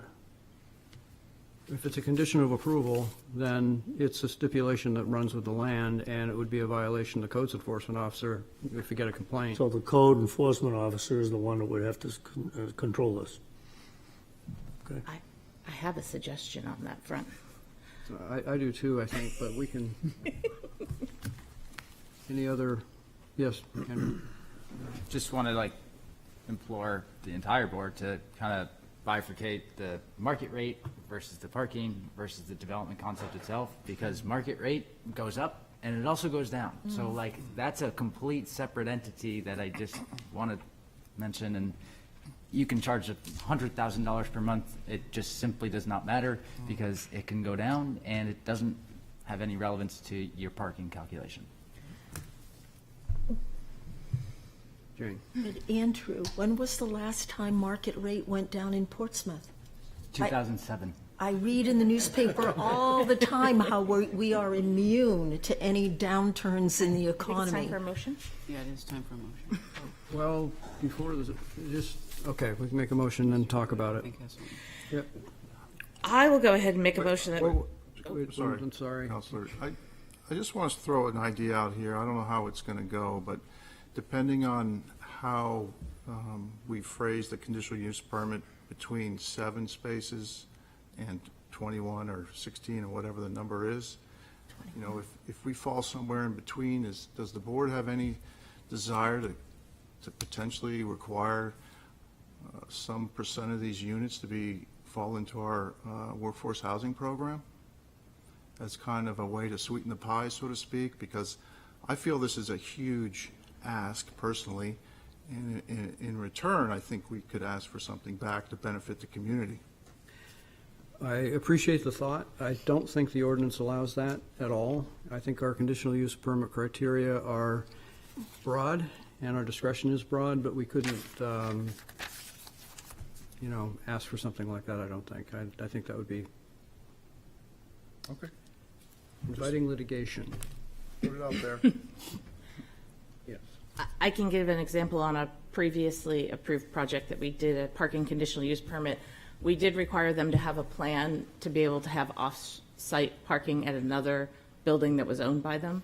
So there is, you can ask for, additional bike places, you can ask for alternatives, making sure there's public transportation. So you can ask for a lot of things, but no, we can't require something that's not part of the code.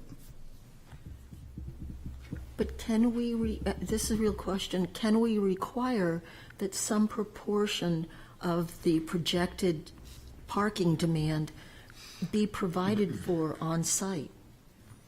There's not really a It's not spot to ability. put it on site. That's one of the bases for the conditional use permit. And just as a point of explanation, this conditional use permit is not a horse trade like some of the others are with terms of height and other things where it's, well, you want to give us 14 workforce housing units, we want 18. This is not that type of a situation. We're supposed to look at what is being proposed exactly. 21 residential units with a commercial space on the first floor, which conforms with the zoning ordinance. Do the size of these units, do the location of this building, does the size of the building fit what's in the neighborhood for parking, as was explained by the applicant? Do those things make sense? What I heard, what you guys were all talking about in terms of having concerns about, well, if they're wrong and there's 21 or more cars, what happens? What Mr. Almeida was saying, picking up on what Jane started, I think could work if it were something that is triggered at the time of occupancy. Because then you know what the reality is and who's going to be in that who's going to be in that unit. If we try to make it on the applicant, that won't work. It didn't work before, and I heard from the applicant it can't work now. So I think if that is a concern, I think that could address it. And I think we're ready for a motion to talk about it further. Could I just ask one other question? You just did. And and additionally, so going back to the idea of instead of I know this is going to get a reaction, but I just want to understand, is it not in the world of possibility that through variances or some other means, we could actually ask the applicant to replace the commercial property with parking on the first floor? Is that possible? Is there a way to that? It's not allowed. Well, theoretically, you could ask for a variance. I would absolutely adamantly oppose it because it's a horrible thing to do in the first floor of a building in downtown. It's also, the size, the width of it, the same geometric problem that exists on the lower floors exists to a certain extent on the first floor. And plus you now have a curb cut cutting across the sidewalk. I mean, it's going to be dead space. It's, yes. I make a motion that we vote to find the conditional use permit application meets the criteria set forth in section 10.1112.14 and to adopt the findings of fact, I believe, as presented. Because I don't think our conditions will change the facts presented. Second.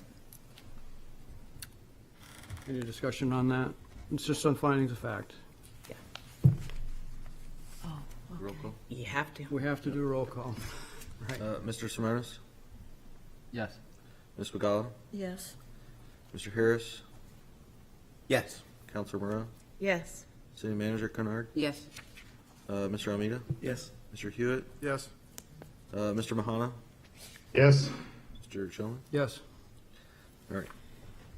I will then continue and make a motion that we vote to grant the conditional use permit as presented, subject to tenants' leases being signed. If they have a vehicle, that they have to provide that lease or contract or whatever they have to prove to the landlord that they have off-street parking spaces for their car. And for a period of time, and we can discuss the period of time, that an annual report back to the city lets them know that that's being done and how many cars are that being done. Are we going back to the original 7? I thought that was the discussion. I was gonna do it for everyone that has a car. Right. Why limit it to 7? It's on the tenant. If there's 20 Wait, cars. Let's get a second. Let's get a second. I'll second.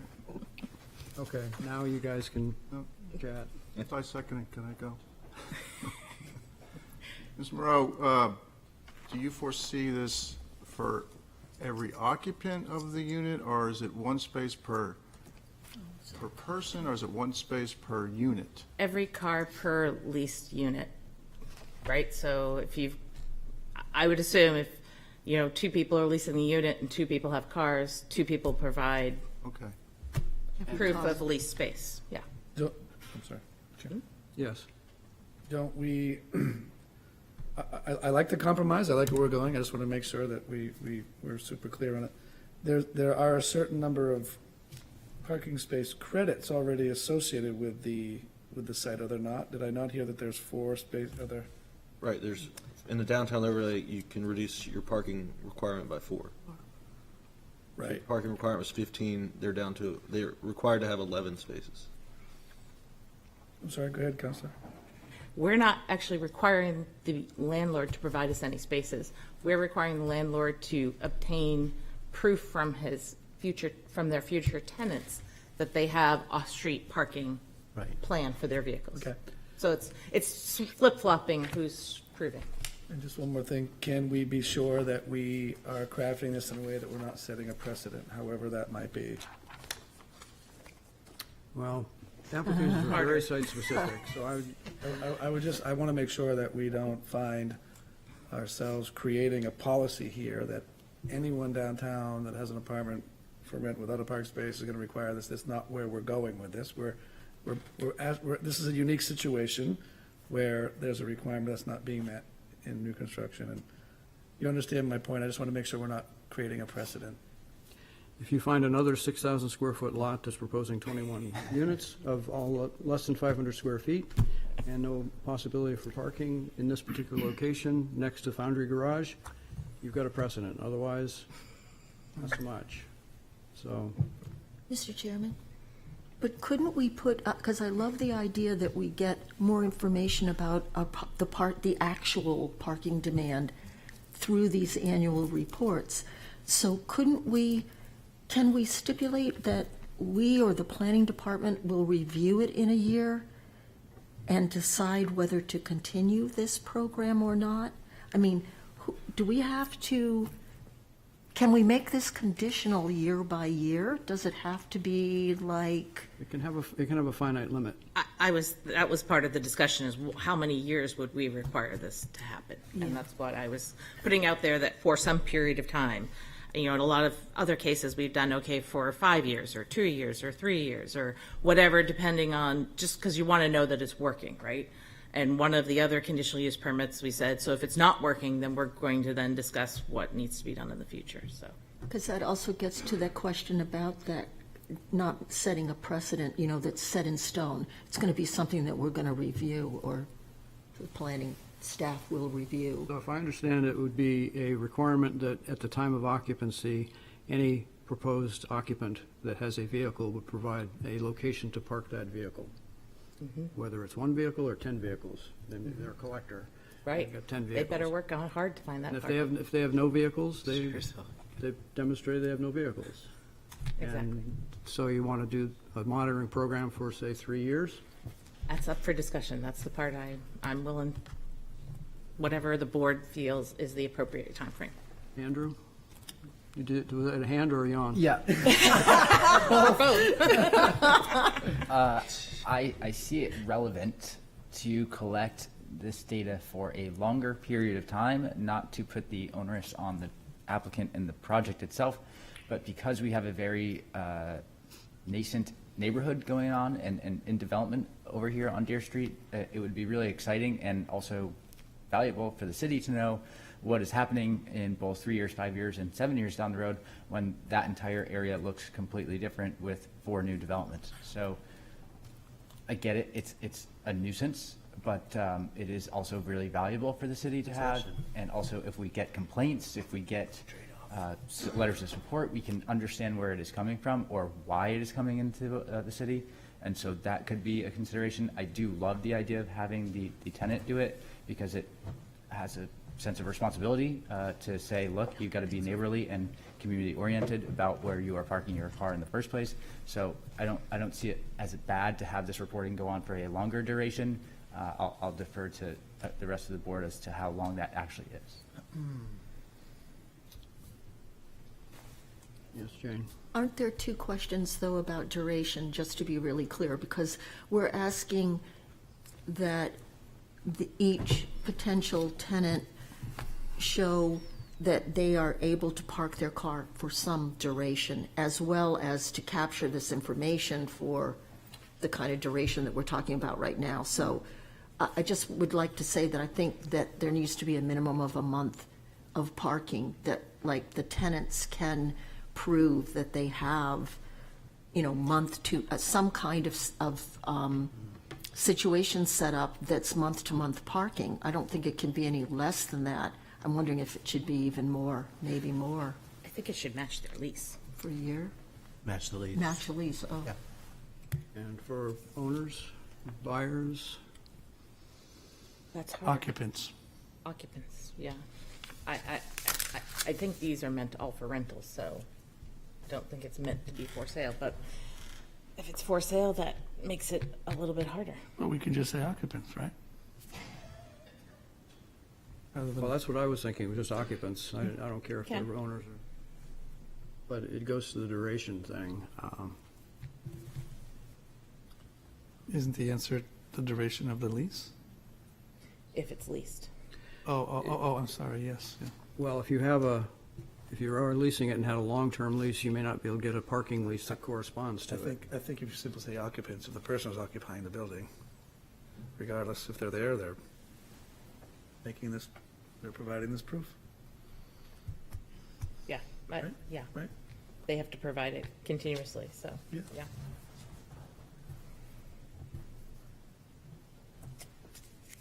Do people understand what we're, would you like to take a shot at what we've been saying? You're looking at me or him? We can maybe do it together. I don't know. I think you need to come to a consensus on the duration. Right, years of reporting to the city was the question. I'll go in the middle, one said 3, one said 7, how about 5? That's great. I was going to say great. 5, yeah. Hey, can we make that a letter report from the owner and not require necessarily like an engineering study? Oh, yeah, it's just a report from the owner, a letter saying, I have this occupancy, they have this many cars, and they've all, proven to report, me, 5 written years. proof that they have off-street parking provided. Yeah. Okay.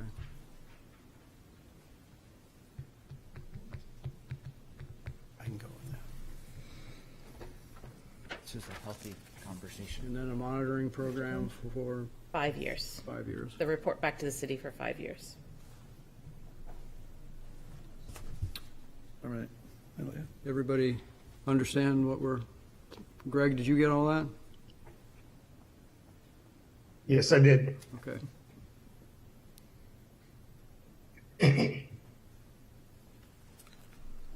Should we restate it one time, just to be really clear? Fair enough. Mine, the way it's written, Please. isn't quite what I Okay. said, so. I'll take a stab. So the applicant will provide a letter report stating the occupancy, or stating, let's see, that's, Well, occupancy that has a car must Well- provide parking, off-street parking, to be reported to the city for a period of 5 years, annually. And the off-street parking has to match the length of the lease, right? Well, what if they can't, if they have a 5-year lease and you can't get 5-year They just- parking, you can just keep. They can do it renewing each year, Right. right. So they'll just have to continue to show that for the period of their lease. Because you can't really Yeah. match them all the time.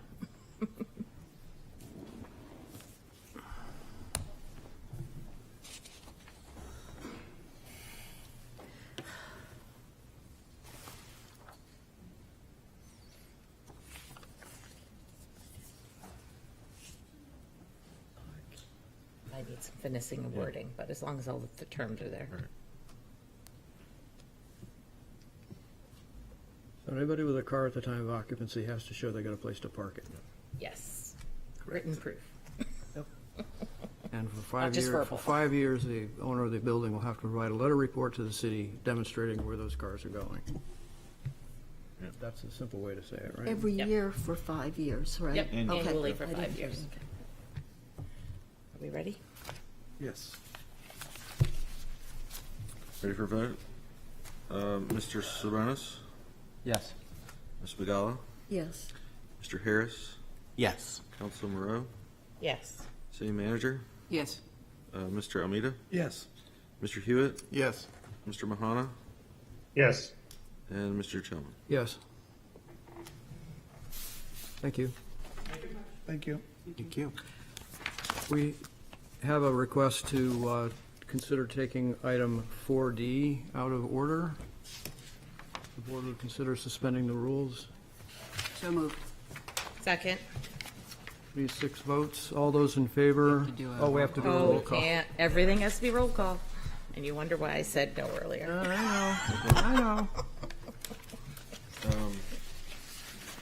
All right, Mr. Simonis, Yes. Ms. Begala. I'm not sure which. So we're high We're taking taking something out of order. Oh, The high school. 50 Andrew Jarvis, oh, great. Okay, yes. Mr. Harris, Let's go. Yes. Councilor Moreau, Yes. City Manager, Yes. Mr. Almeida, Yes. Mr. Hewitt, Yes. Mr. Mahana, Yes. and Mr. Tillman. Yes. If I can Doesn't find it. mean you get to go back to high school. Just means people here. I don't think we get to go back to high school. No. Give me a second here.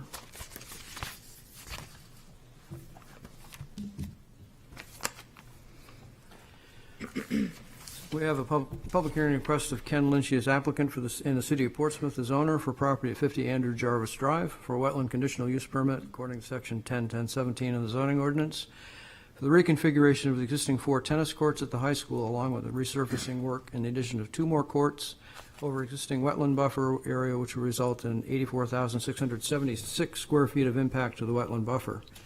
The applicant is proposing pervious surfaces and improved stormwater infiltration from crushed stone areas to help mitigate and slow impacts to the wetland. This property is shown on Assessors Map 229, Lot 3, and lies in the Municipal M, Single Residence SRB, and Natural Resource Protection Districts. Who is here to speak to this application? Good evening. Ken Lynchy, Facility Director for Portsmouth Schools. Thank you for your time tonight. So what we're requesting is wetland conditional permit to upgrade the tennis courts for Portsmouth High School. The tennis courts were originally installed in 1989, part of the big complex upgrade at that time. But over the years, our programs, as they grow, then move down to use of the tennis courts for the matches of the 6 court systems and to meet the needs of the NHIA. With that being said, over the years, the Recreation Department needs have changed, and pickleball is coming to play. So now we're trying to play on 2 court systems, on 2 forecourt systems, to try to meet the multiple sport needs. So what we went ahead and worked with Peter Britz is we went in and did a wetland delineation review of the Portsmouth High School of this existing plan now that we have on site. Yeah, this is our existing forecourt system now, to see if it is feasible to allow us to expand the court system. What we did from there, if you can go to EC01, keep going, yeah, right here, yeah. Okay. We then realized through the wetland review that this piece here is the minimalist impact that we can make to the wetland area, but knowing we're also going to encroach into the wetland areas as well. So as we reviewed through and through here, then we looked in and hired our engineering firm, which then, if you can jump into, sorry, I have 2 sets of plans here. My number is SM01. Going to jump down to one of the final plans. Here we go. Up one, please. There we go. SML, yep. As you'll see, this is our proposed new court system. So we went from west to east, and now we're going from north to south, or northeast to southwest. What we did here is we come right into the middle of the wetland area, and then we bumped this whole court system down. So we did minimal impact to use the existing surfaces that had already been obstructed and using as landscape as grass now to minimize as much impact as we could. We turn around as part of the request of the players and tennis world is then we flip the courts by 90 degrees to get them out of the sun direction. As part of the wetland piece, talking with, in the last permanent piece, there were some 5 questions that were brought up to us. One was to change the perimeter silt fence to a silt sock, which we have.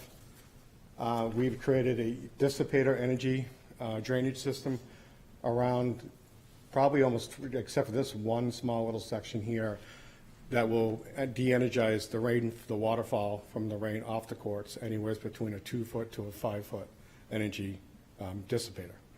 So we can make sure there's no hard impacts when the rains or the snow melts, doesn't impact the wetlands. What we also did in down through the roadway as a request, there is about 1,000 to 1,500 linear square feet of pavement. The plan has adjusted from 12 to 10 based off their recommendation. We've also added a 2-foot linear spaced stones to alleviate the runoff on that walkway going up, but we're also adding in part of the bid project, the bid alt of porous pavement and porous pavers. So then that the rain and fall versus generating down the ramp would then dissipate through the porous pavement. Knowing it's a small linear square feet, we're putting as bed alts. Most paint factories, looking at a linear 1,000 square feet, it's about 25 ton. Most paving plants won't shut down and only do a minimum of 100 ton. So we'll have to work with hopefully adjoining city project or contractor. So if we decide to go with porous pavement on this walkway up, then we'll have to do some communication out to the public to see who else is as well. As part of the other conditioning plans, Peter, do you have the tree and doctored up?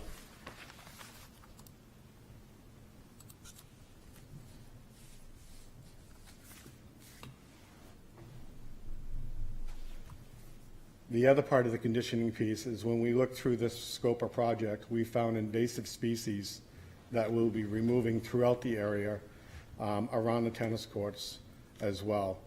We also noticed that there is some hard maple and a cherry tree down here on the bottom that will be preserved. We noticed that here there's some high bush blueberry bushes that we are now going to look at relocating into this area as well. There's also looking to add some silky dogs into this area, and we're also looking to add meadowsweet shrubs into that area as well. What we want to try to do is create some type of buffer into that area so we prevent parents from walking around and through and trying to find that key spot, depending on which side of the court that their child's playing on. We want to make sure that they stay into the bleachers, they stay within the court systems, and we don't give them the capabilities to then do foot traffic in through the wetland areas as well, as we walk through that. There's also some birch pieces in through here as well, some trees and some shrubs. We will save those as well. So we've calculated some plantings that were going in there, but until we get into the thicks of that area, then we'll identify of how many bittersweets, dogwoods and things like that, and we will then report back to Peter and to the planning board so we can then solidify that plan as well. Part of the other conditioning piece of this part of the project, and through here, we're actually removing about 8 maple trees. What we're proposing as well, this is where we're talking about putting the bittersweets and the dogwoods and the hybrid mulberry bushes so we can try to create that buffer on the tree line to prevent parents from sneaking in and going around. If you can jump to the next, you have the city tree map. What I also submitted as part of the tree plan, we worked with Max, the city arborist, to help identify what trees and what locations we can look at around the high school to go ahead of the 8 maple trees that we're moving to identify areas where we can put a dwarf-sized type tree, maybe 15 to 20 feet, that doesn't obstruct power lines and buildings structure, but we also have areas that we can allow to put in maple trees that can go to 35 to 50 feet in area and give some of the grounds area more definition. And so in this area here, we are looking to replace the 8 trees with 15. We have 4 trees down and through here on the back side of the high school, which is just a green space. Then on the islands, we need to do some upgrades that added some trees into the islands. On the top part of the tree parking lot here, we'll be adding some of the taller maple trees. We had an evergreen, a pine tree here that rotted and had to be taken down. So we'll go ahead and replace that one as well. And then give Andrew Jarvis some definition on the green space coming in for the tree replacement. So as part of the 8 trees that we're removing of the hardwood, it was asked by the conservation group that I replace at least the minimum of the 8 trees, and we're going ahead and replace not only 8 trees, but we're actually going to add 15 to the site on top of that. So we're almost double the request of the hardwood that we're adding back onto the site for Portsmouth High School.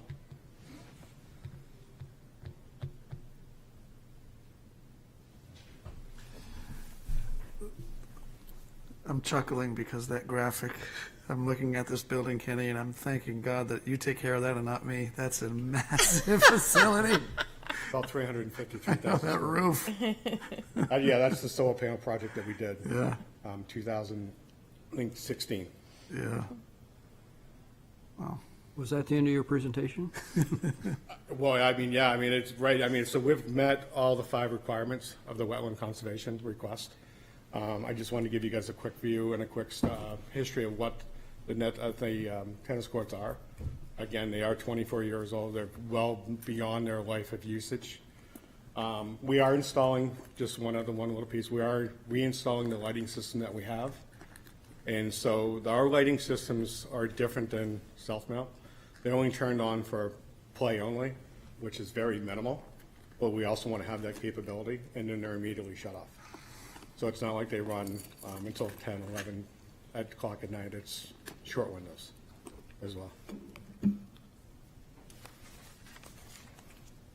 Thank you. Questions? Yes, Jim. Mr. Lynch, I believe you said earlier in your presentation that the tennis courts are oriented in a way to minimize impact. Is that?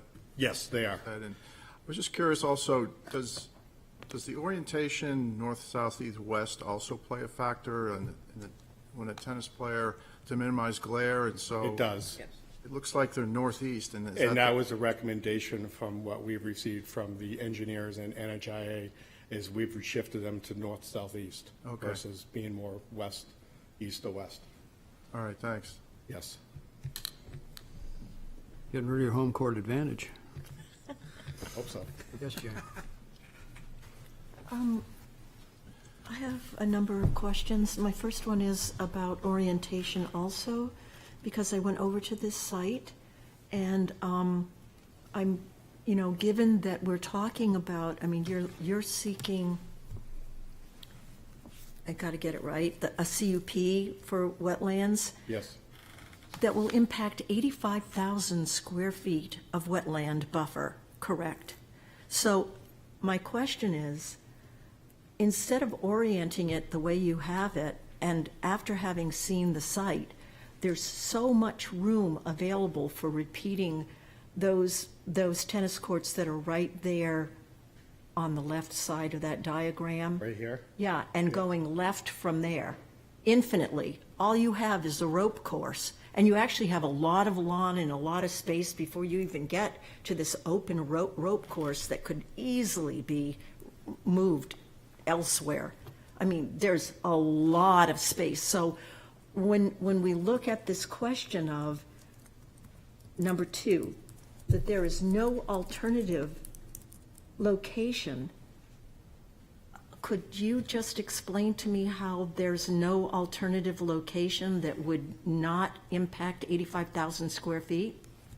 So the impact of the 85,000 square feet already includes the existing impact of the area that we already have. So we're not where the impact here and down through here is already impacted as the existing systems. So we are into the buffer, correct, of the 85,000 square feet. The new area that we're going to be disrupting is about probably 33 to 35,000 square feet. This area that comes up and through here, if we look at try to put tennis courts all the way up through here, one, we would impact the access road that goes into the varsity baseball field, into the backside of the football field, which then prohibits us from emergency egress that gets in through here. When we look up and through here, there is some trees that we could try to look at and try to, if it was proposed from the engineers to come up through here and put this tennis court. In order to remove the Project Adventure area, that's a program impact to the schools, that we don't have another site on space to take that Project Adventure area, the telephone poles and the wires, and relocate that someplace else. That's a school program impact. Okay, but in terms of alternatives, couldn't we also look, I drove the distance between the high school and our community campus, and I went out to the community campus and I took a really good look at our Portsmouth recreational fields out there. Huge space, huge additional space that could be built on without taking what's already there. It's like the citizen taxpayer, but it's the budget, whether we put it located at the school or located at the community campus, is the same. It's the same people paying for this. Is that correct? Yes, it is. Yeah. Yes. So when you're looking at alternative locations, it doesn't necessarily have to, in this case, given that it's taxpayers paying for this, have to necessarily impact 85,000 square feet of wetland buffer, does it? You wouldn't be impacting any wetland or any wetland buffer if we had these 6 courts, and you could even keep the courts that you have right now and build those 6 courts over at that recreational field area. So a couple comments on that. Yeah. The existing courts that we have now have met their life. They're coming down to a point that we are going to have to shut them down because of cracks and safety issues. Okay. We have looked at the community campus partially to look at the 2 courts that they have there and what is the potential of the future of their systems that may be there as well. However, it also comes back to an impact of how do we get the students from A to B? The only kids who drive are maybe some juniors and mostly seniors. Students cannot drive themselves to an off-site, and they can't legally congregate in a car without a liability concern of them going to the community campus. So then we turn them back into the athletics and impact the budgets, now try to provide transportation to get these kids to an alternative site to practice and then to come back. So we've looked at how do we use South Mill, how do we use community campus, and how do we best fit the program as a whole, and the community also as a whole, because these courts are highly used by the community members during the weekend and off hours, knowing that these are kind of more of a hidden gem, as I would say, where it's not as crazy or as busy as the South Mill is. So in order to go to the community campus, it would impact the athletic department and how we transport and cost to those budgets, even if it's to a point that transportation is a big issue right now. There's been games and certain times where we can't provide transportation to meet the varsity games versus trying to get students off-site to go to practice someplace else. Mr. Chairman, can I add some information that might be helpful? The 2 tennis courts over at community campus are being converted into 8 pickleball courts as I speak, as is planned. And there's ample space in the vicinity of the existing turf field, but there is an additional turf field slated for that part of the community campus larger property. So I think Mr. Lynch is speaking to the item that the school board and management have deemed as the most appropriate site for 6 new courts.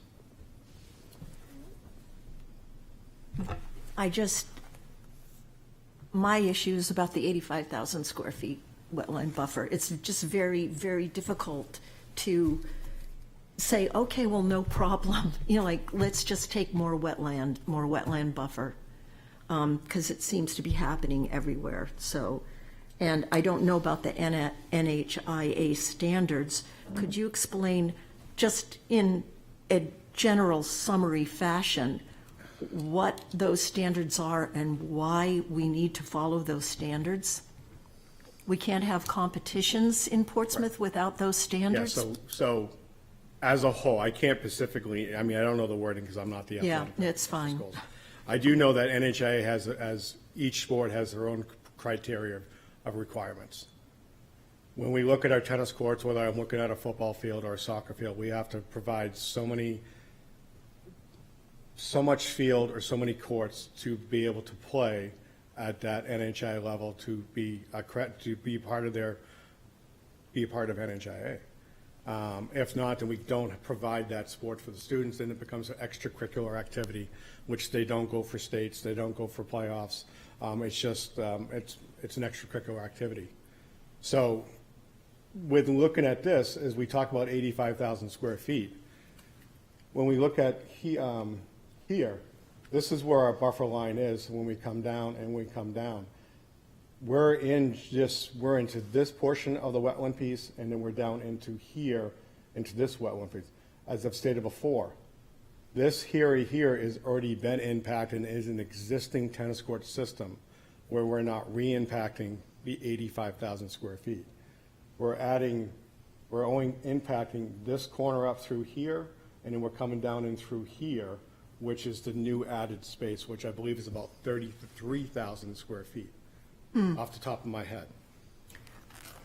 I didn't read that. All I Yeah. keep seeing in the paperwork we have is the 85,000, so thank you for that. It's the project in whole. Thank you.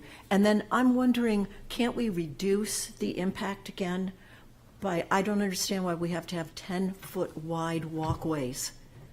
Why not just have a regular 4-foot wide walkway? And why we have to have shelters that are actual buildings? Why not provide trees that are shelter? So the walkway originally was 12 feet. We Yeah. reduced it down to 10. Two- We two look by 2 at the feet, 10-foot as a standard emergency egress in case we have to get an ambulance or an apparatus up into the courts for them to go ahead and get to do their piece.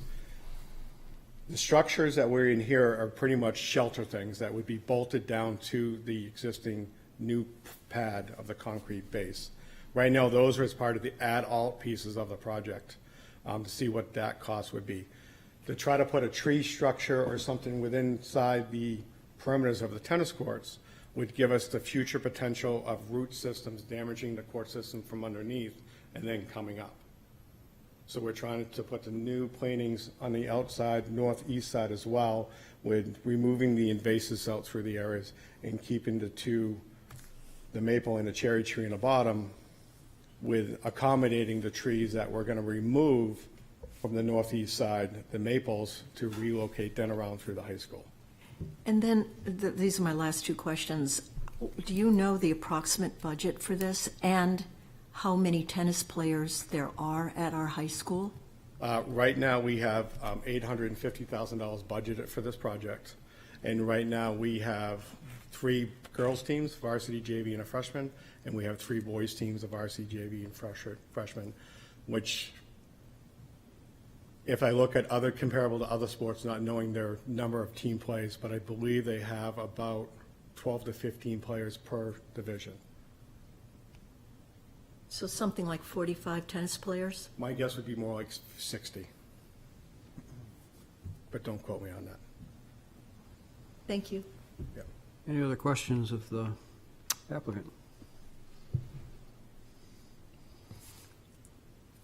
Thank you very much. Thank you. This is a public hearing. It is. Then open the public hearing. Anybody wish to speak to, for, or against this application? Anybody on Zoom? No. Second, third round. Anybody wish to speak to, for, or against this application? Public hearing is closed. What's the board's pleasure? I'll make a motion that we vote to find the conditional use permit application meets the criteria set forth in section 10.1017.50 and adopt the findings of fact as presented. Second. Discussion? Wait. Go ahead. Well, did you want to talk about your motion, or you're good? I'm good. Any other discussion before we roll call? Roll call away. All right, Mr. Simonis. Yes. Ms. Bugala. No. Mr. Harris. Yes. Counselor Moreau.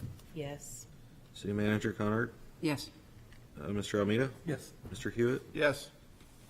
Mr. Mahana. Yes. Mr. Chilman. Yes. I will continue to make a motion that we vote to grant the conditional use permit with the following conditions 2.2 through 2.7 as stated in the staff memo. Second.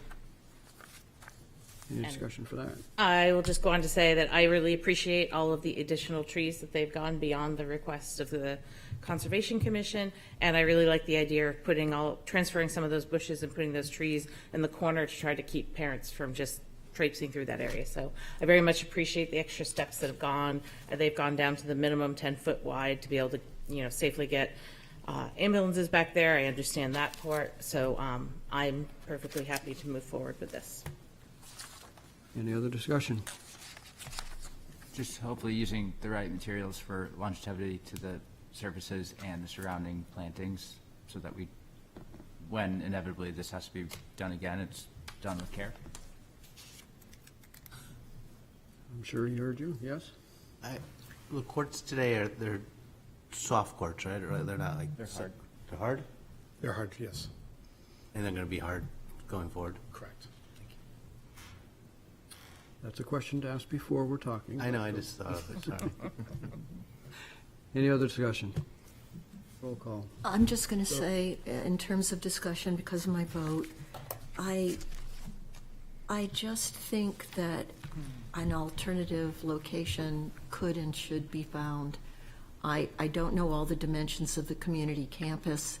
I did my best to take a hard look at it. I don't know everything that's projected there. There seems like, I know that there's many acres of land involved on the community campus, and it's not that I'm trying to add money for bus transportation, but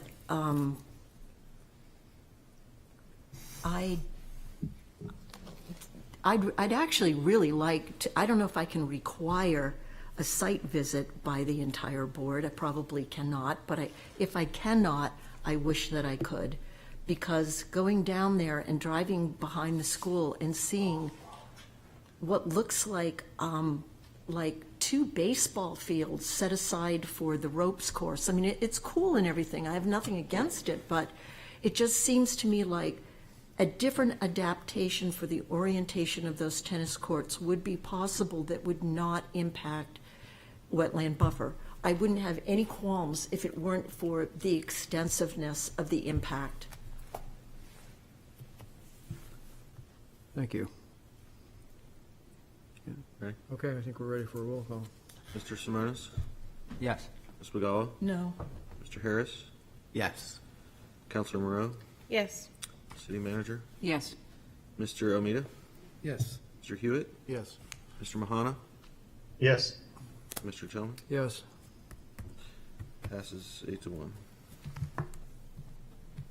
It's 9:45. Does anybody need a quick break? Yes, please. Yes. Let's have a 10-minute break. We need a Thank roll you. call. Thanks.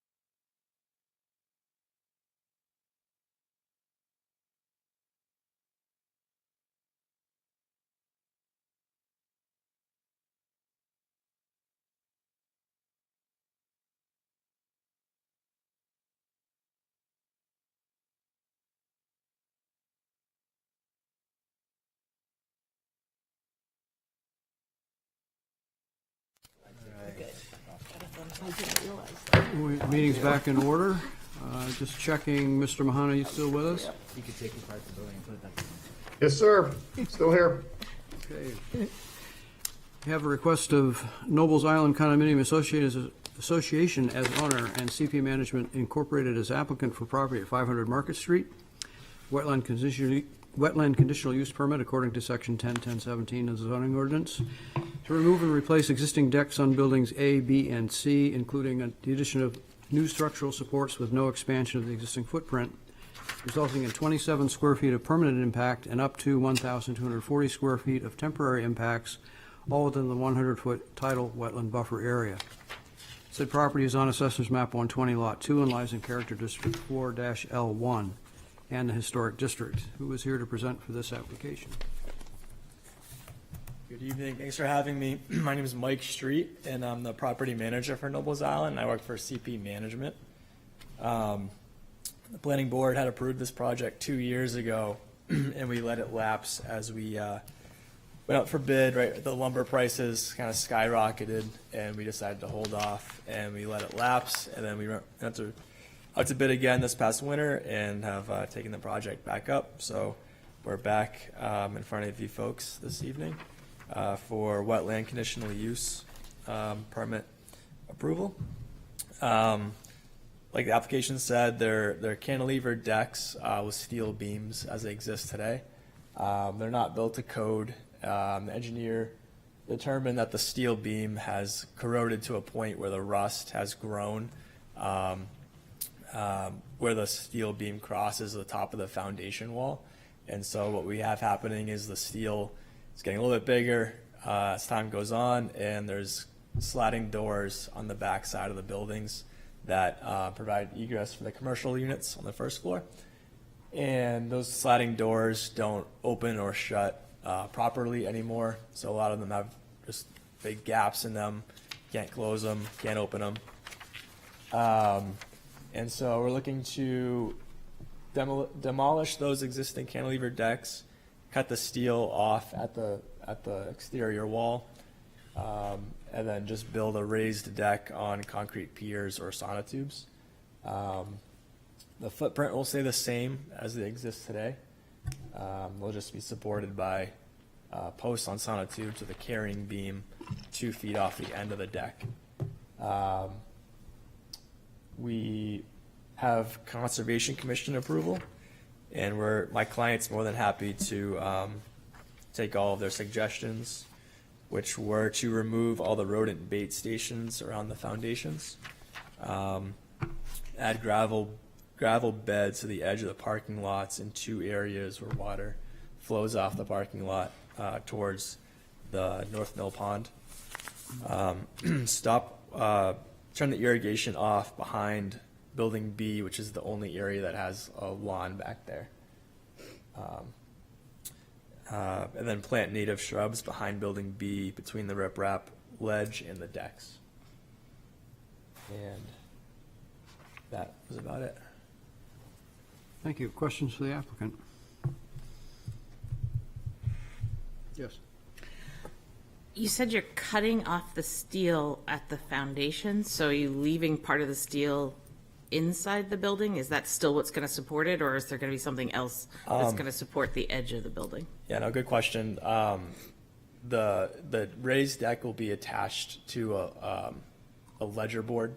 So there'll be a ledger board now attached to the foundation wall, and then the joist for the deck will go into that, and that'll be supported or braced with a joist hanger. But the cantilever beam themselves don't cantilever. Like today, I think, I'm not an engineer, but my understanding is today when you build a cantilever deck, it cantilevers into the building the same width as it comes out of the building. Back in the 80s, they allowed it for like a fraction of that amount, so it's just not built to code. Yeah, exactly. Any other questions? I have one question. Yes. Yes, I see this amazing though, but this project is built 40 years ago, and I guess based on its environment, it's not surprising that those steel beams, if they're not maintained, are going to rust. But I find, I don't claim to know a lot about decks or be a deck expert, but a cantilevered beam deck design is kind of unusual. It's you have to have certain conditions to make that work. So where I'm going with this is, could it have been a possibility when these were constructed that the planning board, whoever approved these, thought these would be less impactful to this marine environment to have cantilevers versus piers and sonotubes, so to speak? Do you have any idea why it was built cantilevered?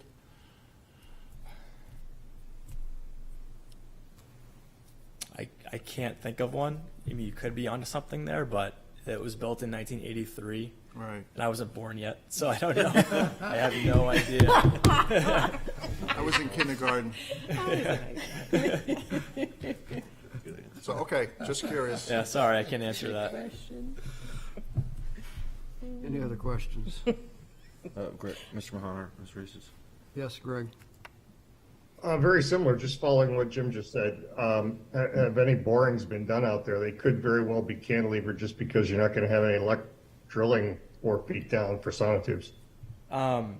So there was, at one point in the association's history, there was borings done because at some point in the history since 1983 to today, it was found that the footings for the foundation were kind of sinking away. So they had put piers underneath the foundations to support the building's foundations.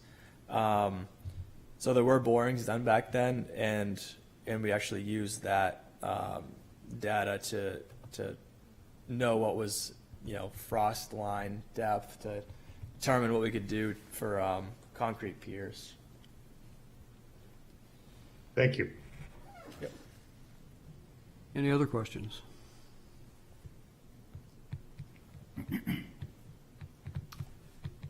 No other questions? I'll open up the public hearing. Oh, sorry, Oh. I just had one question about somewhere in your application, it says that there's no flood storage.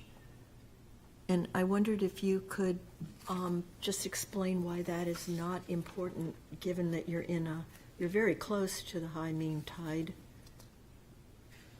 mark. I'm assuming you're referring to something on the environmental application submitted by Ty and Bond. Probably, yeah.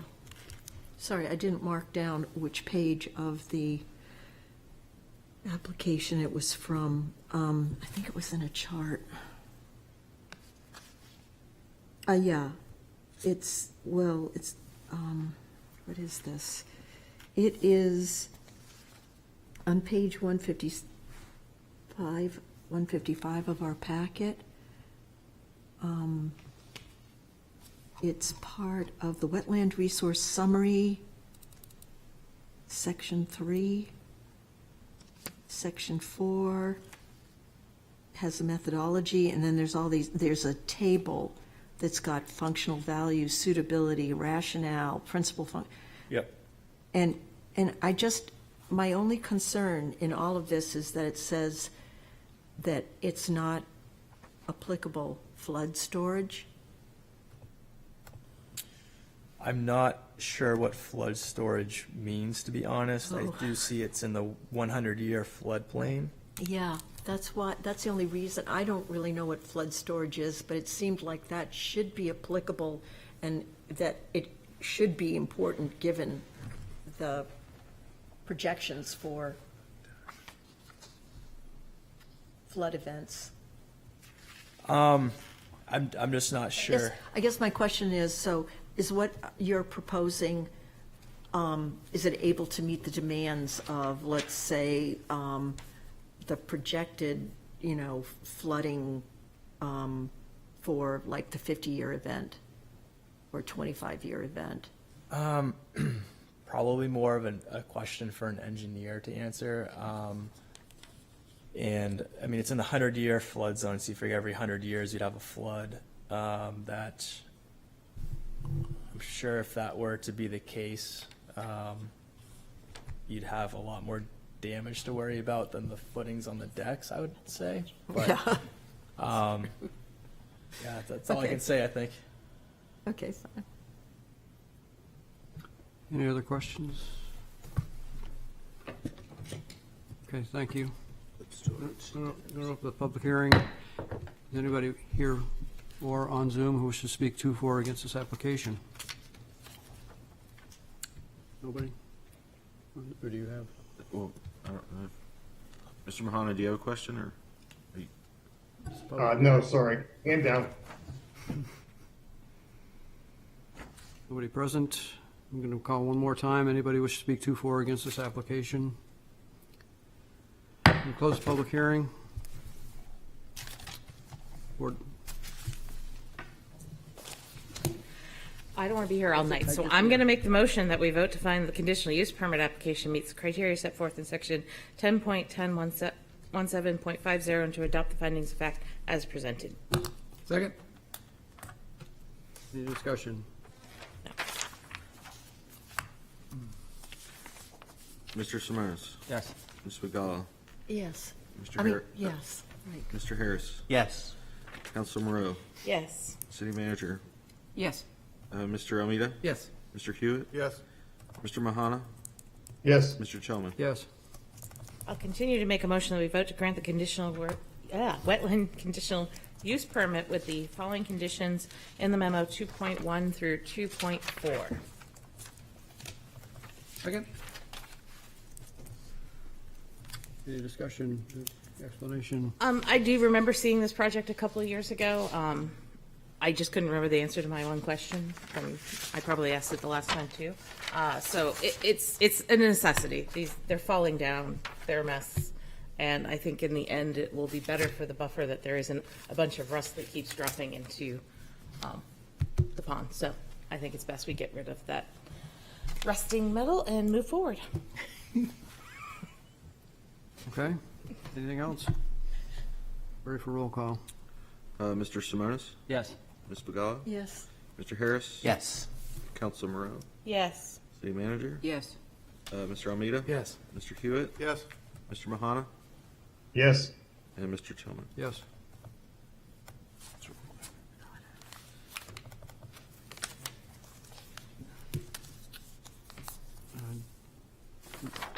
You're good. You're approved. You're welcome. It's going to come into a Next item on the agenda is request of Thomas E., Mary Beth B., James B., and Megan C. Reese as owners for property at 305 Beverly Hill Road, excuse me, requesting redevelopment on the property, including addition of 2 new dwelling units for a total of 3 units with associated site improvements. The property is on Assessor's Map 255, Lot 5, and lies within the Single Residence B, or SRB, and Natural Resource Protection, NRP, districts. Who's here to speak to this application? Good evening. In the interest of time, I'm going to go fast. For the record, I'm Eric Sowery from Altus Engineering. I'm here on behalf of the applicant. I have several members of the Reese family, or the Waltons as I call them. We have John Boy, Mary Beth. Mom and Pa could not make it tonight. The reason why I joke about the Waltons is this property is the horse farm on Beverly Hill Road, and from what we understand, it's probably the last real agricultural use in the entire city. And as I'm sure some of you are aware, agriculture is pretty labor intensive, and housing around here is a little scarce. So what we're looking to do here, if we can pull up the next plan, Peter, if you don't mind, is to add 2 units to this property. The property itself is just under 40 acres, and the majority of it is in conservation except for a 2-acre block around the existing structure itself and around the barns. So let's see here. Right there is an existing section of house that will be demolished and a new structure will go in. That'll be a 1-bedroom apartment for a person that works at the farm. And across here will be a new detached 2-bedroom structure, single-family home for the Reese family who currently all pack into the Walton farmstead right here. That will involve new utilities from the street. We're going to upgrade the water in its existing location as well as the overhead utilities. We'll connect the 2 water, sewer, and electric, and then we'll have a new leach field out in here. The leach field was approved by DES. The soils there are fantastic. I've never seen sand and gravel like that, or at least I haven't in a long time. So that addresses stormwater concerns as well. This went through TAC. The conditions were that DPW would look at the septic. They did. No issues there. And Pat from the fire department wanted to take a crack at it as well, and we added a few things for him, which was a little bit of extra turning space in here and widening out that corner. very simple, very straightforward. We have 5 waivers in front of you tonight. One is for the outdoor lighting plan. Obviously, this is not a Walmart-style type of operation where we don't have massive lights, and we think a photometric study is a little bit of overkill for something like this. Tying into that would be the next waiver, which would be dark sky lighting. Again, without a lighting plan, it sort of defeats the purpose to have dark sky lighting. After that is a landscaping plan. This is a homestead. It's removed from the street. It's not really a public place where you need a formal landscaping plan to be implemented. These people are obviously great stewards of the land, so I have no doubt they're going to be able to tastefully landscape around their own structures. And the final 2 waivers are stormwater management. One is the stormwater management plan. As I said, the soils are fantastic. Pretty much no runoff comes off this site. So I'm not worried about increases in peak rates at all. The new structures do have drip strips that will allow infiltration of all new rooftop runoff. And then following that, a stormwater inspection and maintenance plan. Obviously, if we have no stormwater plan, we can't have a maintenance plan. So that's it in a nutshell. Take any questions. Questions of the applicant? Yes, Andrew. Runoff, I get, it's fairly self-contained, but then when there is heavy rain or snow melt, that the lower half of the property does retain quite a bit of water. It does. And I know that there are future plans by the city for Beverly Hill Road and just some manipulation over there, so just trying to wrap my head around and be better educated as to how that is contained and in the future as well. Right now, I believe that is the low spot for that section of the neighborhood. I don't believe there's an outlet. I think the city is looking to do something with that. I did not see it in the plans, though, because I wasn't looking for it. I was actually looking at the Beverly Hill Road's plans for the DPW garage, so if it's there, I missed it. And as far as we know, generally speaking, I guess there's no concern or threat to that being the low point in the neighborhood? No, not at all. I mean, with the soils and being able to handle the new roofs, I think this is not going to exacerbate that situation if it is a problem at all. Yeah, certainly, given the land size, I don't see that. Yeah. Just trying to educate myself with the whole site there. Yeah, that low area is 100% contained on the site. Yeah. So it's not going to impact any abutters at all. Beth? My question was answered. Oh. Convenient. Yes, Jim. See you later. Yes, Mr. Sari, I see you're going to have septic systems for these 2 new buildings? Yes, it's one system for both new addition. Now, I guess I wasn't aware, but so there's no sewer on Beverly Hill Road? There is, but it's too far removed from the site to make it practical. Okay, so it's cheaper for you to do septic? Oh, absolutely. Oh, all Absolutely. right. Interesting, okay. Any other questions?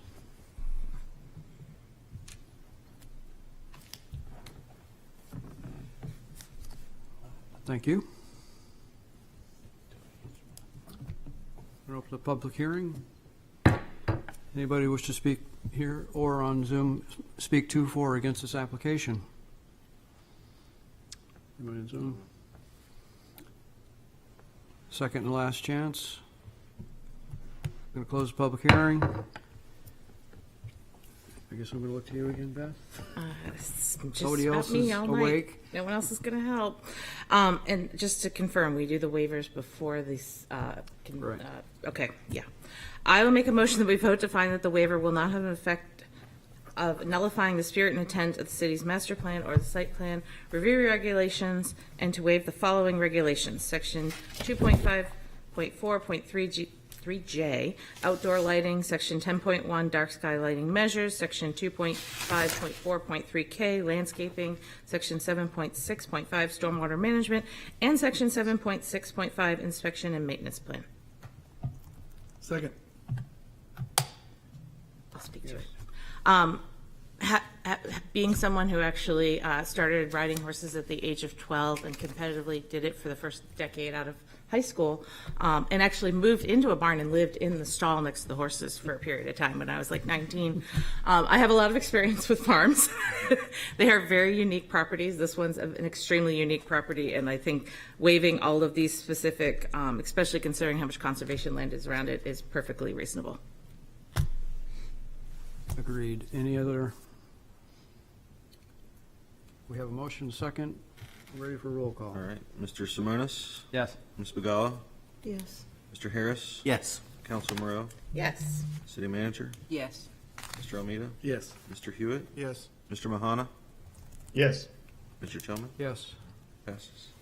All right, I will continue, and we make a motion that we vote to find the site plan application meets the requirements set forth in the site plan regulations, section 2.9, evaluation criteria, and adopt the findings of fact as presented.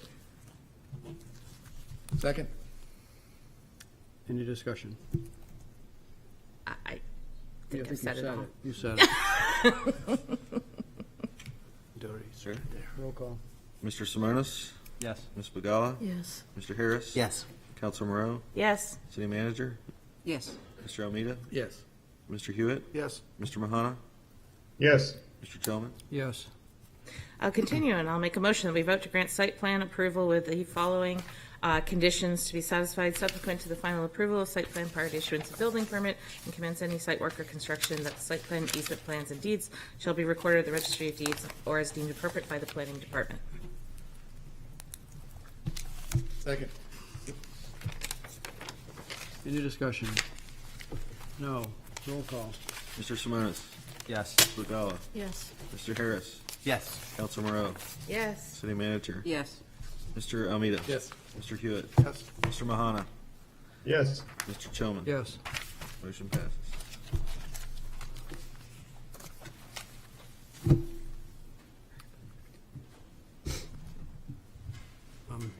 I'm scrolling, I'm Thank you. scrolling. Good luck with the farm. Thank you. My daughter. I want to come visit. My daughter rode there when she was little. Preliminary conceptual now, right? Yep. We do not have a public hearing. We have a preliminary conceptual consultation, request of Jiri Portsmouth 505 Inc. Sorry if I mispronounced that. Property at 505 US Route 1 bypass, requesting demolition of existing motel and construction of a 5-story, 122-key hotel. First floor parking and a 1-story fast food restaurant coffee shop with an accessory drive-through, including associated site improvements for parking, pedestrian access, utilities, stormwater management, lighting, and landscaping. This property is on Assessors Map 234, Lot 5, and is in the General Business GB District.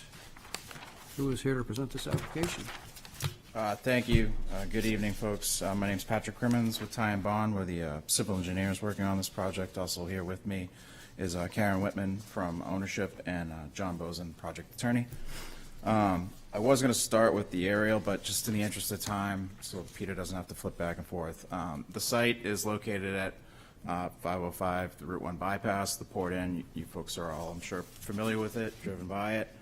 The proposal here before you tonight is to redevelop that existing motel with a 122-key proposed hotel and a 2,400 square foot Starbucks, which is shown here on this concept.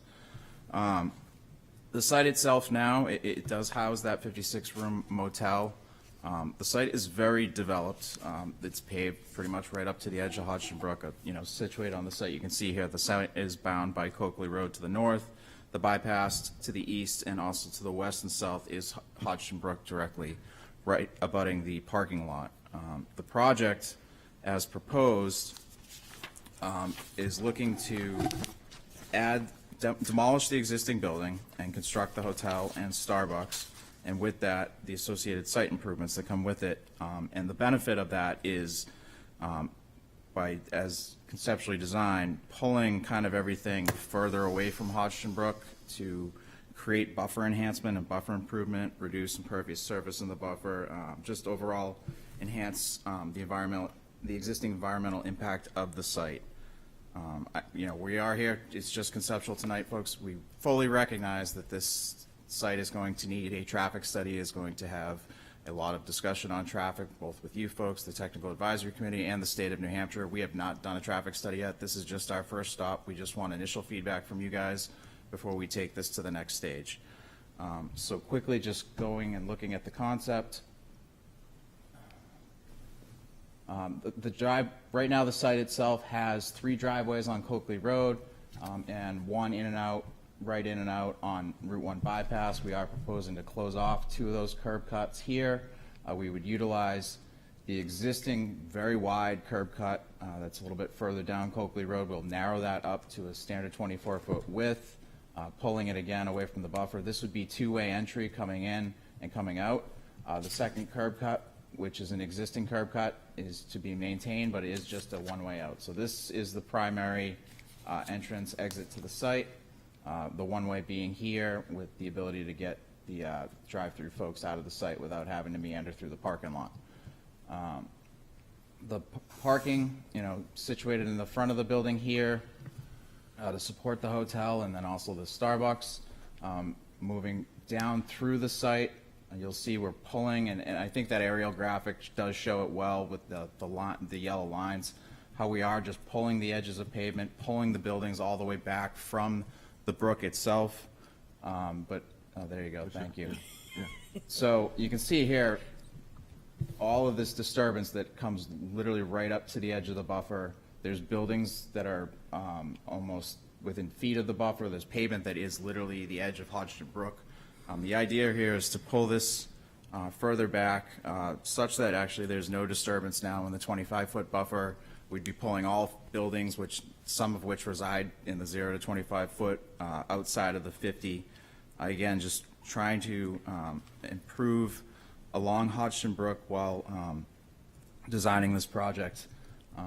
If you go back to the other concept, Peter, that's fine.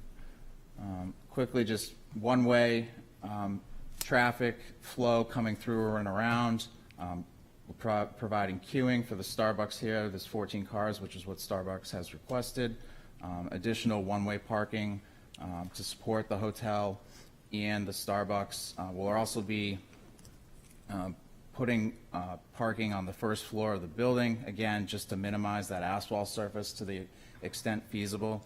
The parking we're providing on site is 115 spaces, where 177 would be required by the City of Portsmouth regulations. We will need to seek a parking demand CUP from you folks, which you guys discussed extensively earlier. The criteria for that, the chairman did a very good job explaining that. So we will be back before you folks, but using the ITE data, looking at the site itself, the average peak parking demand for the program shown here calculates out to about 111 spaces. So the 115 just barely meets that parking demand.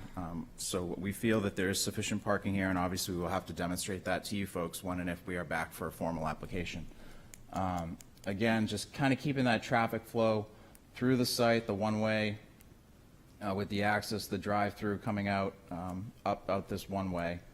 There'll be obviously significant stormwater improvements where there is absolutely none now. What else? I'm trying to go fast, I apologize. So I did identify on the plan there will be some relief that's needed from the ZBA. I also mentioned we'll need several conditional use permits from you folks, but just quickly going through those. The hotel itself is allowed by special exception. We think it's a reasonable request, but that's going to be up to the ZBA. But given that the existing use is a motel and immediately next door is a hotel of almost the exact same size, we think it's a reasonable request. We'll need a conditional use permit for the driveway, the drive-through itself, which we'll have to demonstrate to you folks through traffic analysis that it is appropriate. We will need relief for parking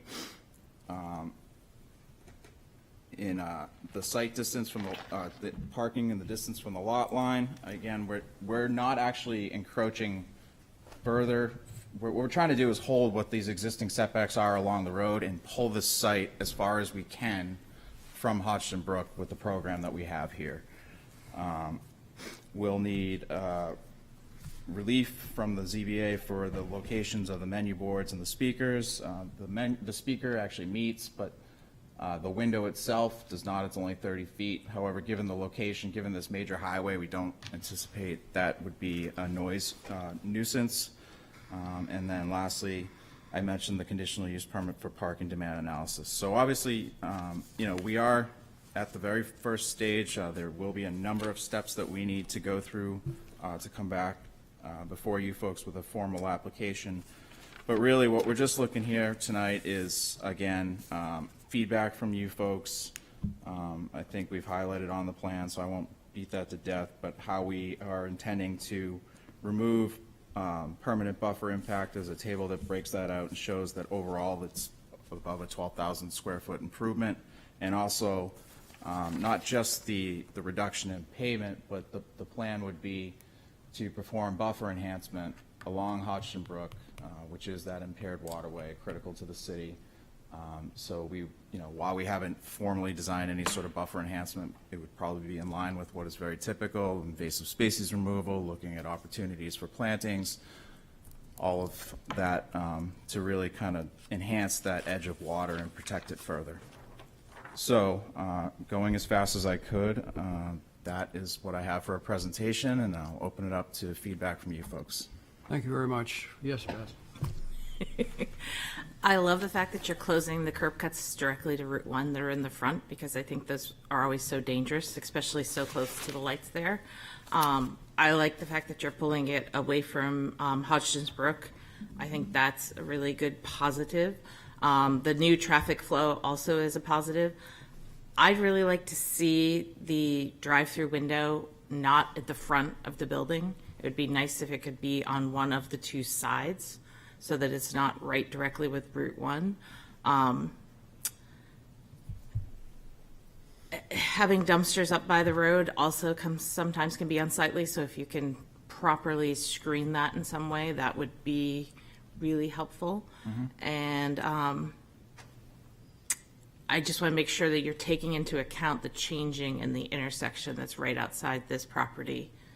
You're aware of what the DOT is? Yeah? Yes, I'm Okay. aware, and we will, Okay. I'm sure the traffic engineer, once he's engaged, will be aware, or I will make him aware if he is. Okay, because I know it's in the plans. I can't remember exactly how many years off the top of my head right now, but it's probably within 5 or less. I can tell everyone if no one here on the board understands what I'm talking about. Happy to explain it. I'm done. Yes, Joe? My question might be explained by knowing what that change is, because I'm not aware of it, but it just graphically, Patrick, it seems like the exit from the drive-through out onto Coakley is so close to the intersection that there might not be an opportunity for a car to get out if normal traffic is just queuing up. Okay. Had you considered, is it possible to move it further to the left so that might not happen? Do you understand what I'm? I do understand, yeah. We were trying to align it with the drive-through and the existing Yeah. curb cut, but it's a good comment, and we'll certainly look at opportunities to enhance it. To dovetail off that, I happened to be in physical therapy on Borthwick Ave yesterday, and everybody in there was talking about this because they were thrilled that not only there was a coffee shop a little bit closer, but that it was also a hypothetical Starbucks. So, to that point, there is a really large hospital, a really large office space with Liberty Mutual, and then all the other medical users and Service Credit Union. So my point in all of that is, in the mornings and afternoons, these, both the Coakley and Borthwick intersections, when there is a left turn towards the bypass or right turn towards the bypass south, people get caught in what I would call the red light, green light situation, and they're in the middle of the intersection. And this queue, especially with drive-through applicability, only becomes exacerbated. So I get that it's very preliminary. I just don't know how to wrap my head around it. No, it's a good comment, and it's, we'll have to study it with, when we perform the traffic analysis, in terms of any impacts, and then we'd have to mitigate as such. And then to follow that up, sorry, the building setback, I think, is 24 feet. Is that what that says on the top left-hand side of this? Buildings, which one? The Front setback? The Coakley Road side. It is, sorry. The aisles are 20. The aisles are 24 feet. The front setback is 30 feet. And so is that I think is the minimum, correct? That is correct, yeah. Okay.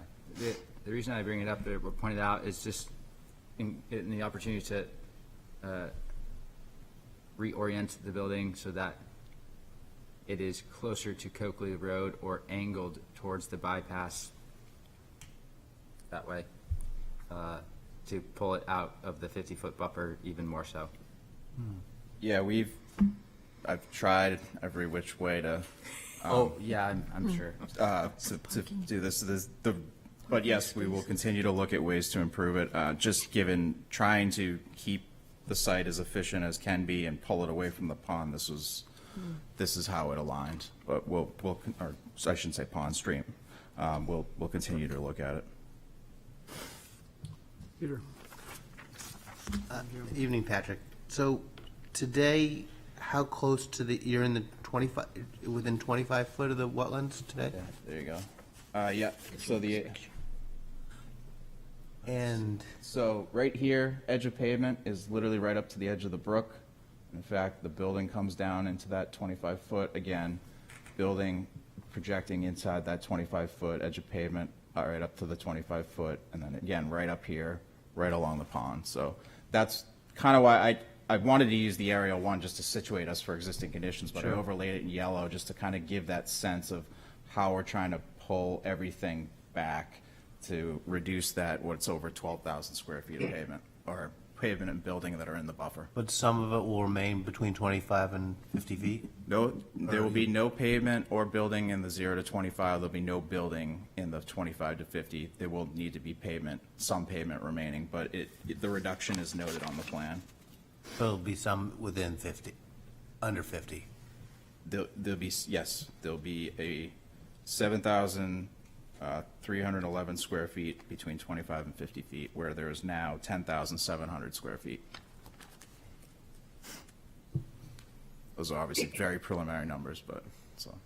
Jim? Yes, Mr. Crimmins, I noticed on your dimensional requirements as far as the maximum building height, it says existing greater than 60 and proposed greater than 60? No, that's incorrect. That should be less than 60. Oh, okay. Yep, you are correct, and I had pointed that out to staff and did not get The it. other question I had was related to parking. I noticed that Portsmouth parking regs overestimated the demand by about 60 spaces, and I assume you've already done a demand. That's how you came up with 15? Yes, I ran a preliminary parking demand analysis Right, using so- the ITE. I just find it interesting that our Portsmouth's requirements like overestimated here, yet at West End Yards, we were about 50% under. And we were like 122 spaces short there, and this site will, according to our regs, we're 62 spaces more. So do you have any opinion on where we've gone wrong on this hotel estimation? Is it, I see you have you have an eating establishment for parking and you have hotel, like, compared to other cities and towns, I mean, where does Portsmouth go wrong? I can't comment on that, because I was not part of the group that established these parking regulations, so I'm not sure. Okay, I just didn't know, because we have 1.25 spaces per guest, is 0.8 more reasonable, 0.7? Yes, yes, 0.75, 0.8 is about the right number, I think, based on the ITE. I had broken it out. So the hotel itself, at peak average demand, both of them actually coincide at 9 o'clock, the peak parking, would be 98 spaces for the 122 keys. Okay, great, thanks. Again, that's based just using the ITE data. Andrew? Given my experience with reading retail leases, particularly that of Starbucks, something tells me that this is a little bit far-fetched, but can we put Starbucks on the backside of the property? I only asked to move the window. It's something we can consider. I'll bring it back to the The applicant. idea being to come in from the two-way traffic entry on the rear of the property, circulate it in between, you have that gap space now existing between the hotel and Starbucks, and recirculate them back out onto the. It creates challenges with the queuing, because you're condensing the ability for the cars to queue throughout the site. You're now pushing the Yes. Starbucks up, so then we'd have to push more pavement down into the buffer to create that queuing lane. Totally get it. Totally get it. Is the Starbucks going to be owned by Starbucks? Ground lease. Yes. Describe the gap between the two buildings. What's the, where the two, the brick color? Sorry. The brick color between the Starbucks and the hotel, Yes, they're not attached. that's correct. Yeah, it's intended to be a, shared patio, open space area for both the uses. Not a pickleball court. Thinking the same thing. Someday, maybe. So this is a question, probably for Mr. Boson to look into. You've got two buildings with two different owners. I think building development for building sites is a definition of subdivision. You may need a subdivision approval here as well. It's a ground lease. Sorry. Ground leases are definitely subdivisions. So just a question. But the length of the hotel building, because your back corner is the reason I was wondering about that gap, is the back corner is where you get closest to the brook. Is that the west side of you said it was parking on the first floor and Yep. rooms above? Is that how it's? Yeah. So actually, the original concept had rooms in this location, and in order to try and, again, reduce as much surface parking or asphalt pavement parking, we pulled this building out slightly this way, since it already would have been paved, and created this parking underneath. So all the rooms are now above on the second, third, fourth, and fifth floors. But there's no economics in structured parking here. As far as going down, Or up. I don't know. it's a question for the applicant. I guess we'd have to study What- it, but Okay, would the soils preclude going down? I don't know the answer to that yet.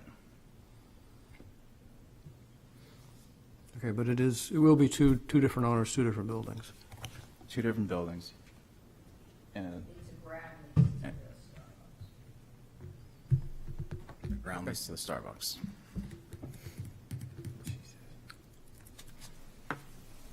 Anything else? Maybe a smaller Starbucks concept. Greg has his hand raised. Oh, Sorry. Greg has his hand raised. Patrick, thanks for your drawings, and thanks for overlaying it. If you don't know it already, Hodgson Brook is kind of a third rail around here. Starts all the way out at Pease where it's very contaminated and runs down into Portsmouth. So I think you can expect some resistance, particularly at public meetings about this. Yeah, thank you. You might want to consider some pervious pavement on that southern edge of it next to the brook. Okay. Yeah, that's a great comment. I am very familiar with the brook. We actually did the stream restoration project that's almost complete for Lonza, that's daylighting a part of this brook further up the stream. So, but thank you. That's a There great you go. comment. Yeah. So it's going to cause you some trouble. Yes, thank you. And then, of course, there's, like they also mentioned, the southwest corner of your building is probably a third of your building's in the 50 to 100 foot setback. I mean, that's just a data point, but you might get some resistance there. No. Yep. Thank you. Thank you. And just the last thing, Pat, I'll echo the concern about that curb cut so close to the intersection. That does trouble me as well. That's tricky. Understood. I get why you did it, but it's tricky. Yep. I was expecting that feedback this evening, so thank you. Super helpful to come and do this, though. Yeah, no, that's why we're looking for this feedback now, so that the issues can be identified, and hopefully we can do the best to address them. Thank you. Mr. Mahana raised his hand again. Oh, okay. Greg? Did you raise your hand on purpose? Could be an old hand. No, sorry, I was trying to put my hand down. Thank you. Anything else? Thank you, Patrick. All right, thank you all, appreciate it.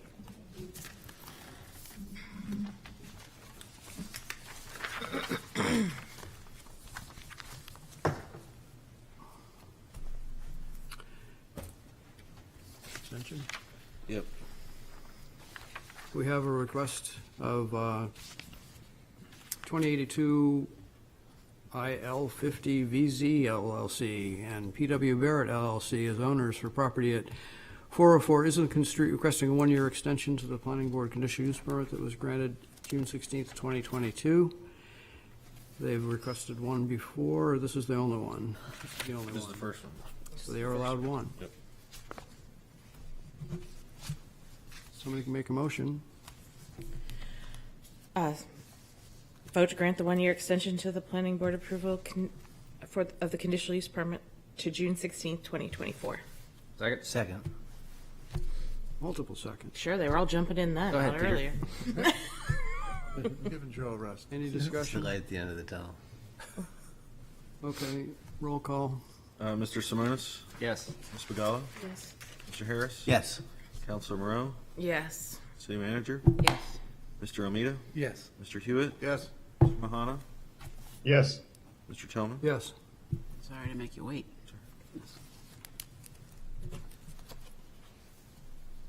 Moving quickly through the few remaining items, we have a workshop meeting next week. Jane also went to a conference last week. She's going to give us an update about that at that time. Oh, yeah. Planning Board Rules and Procedures, the legal department has not finished their review. So what they've done is beyond what we talked about. They're actually trying to clean them up completely, which is really good. So hopefully that'll happen, be finished soon. Had a big meeting with them a week or so ago about it. And I do believe that is it. The regulatory amendments will be next week as well. The referral from City Council, do you want to Yes. include that on the agenda for next week? The downtown zoning amendments. CD4, CD5. We're going to talk about zoning amendments, and I talked with the principal planner earlier today about, he was going to send me a proposed list of things. I haven't seen it yet. Okay. So that would be inside D. May I request to participate by Zoom next week? Oh, that reminds me, when we talk about rules, something for the board to think about as we go forward. The Municipal Association recommends, and I recommend, that on Zoom participation, that be left up to the chair's determination, which would have turned out differently tonight if it had been, as just a single vote, but that's just an aside. It's just, when we have adequate alternates, I think that is probably the way to go, but we haven't had a policy, we haven't talked about it. Mr. Mahana wanted to participate, and that's why I thought he should be allowed to, because we haven't talked about it. Now we're talking about it. Think about it. Think about whether you want to do it that way or not. Don't anticipate me always being here, because I won't be. So, there's that. Now, as to you participating, it's a workshop meeting, so there won't be any votes. Okay. So you're basically just looking in and saying hi, and, you don't like this And or learning. that. Yeah. So you're just like a member of the public, basically, except you aren't. So I don't have a problem with that, because there's no voting or anything. Perfect. Will you please get us a copy of whatever the final draft, or is it, as it goes through the legal department, what is it considered, the planning board roles and responsibilities? Is it a final draft, or is it a final? Do we get any comments about whatever is Well, we have to changed? vote on it, so Okay. it's not final until we vote on it, and as soon as the legal department has signed off on it, I will present it. If we had some disagreements with them, so we'll see how those get resolved. If they're not resolved, I'll point out the fact where the disagreements are. If they want to be, come and present a different viewpoint, we'll have that. So it's nothing hot or anything like that. No, but, I'm just yeah, saying- we'll give everybody a chance to look at it before the night of the meeting. Right, because it's been about 3 or 4 months, so it's not like I can remember even what edits I suggested. There's stuff that ranges from just not incorporating, like the findings of fact that were required by statute last year. They're just not in there. The tie vote, which doesn't follow Robert's rules, that's wrong in there. I don't remember myself. There's a whole bunch of stuff. Just clean it up. That's my point.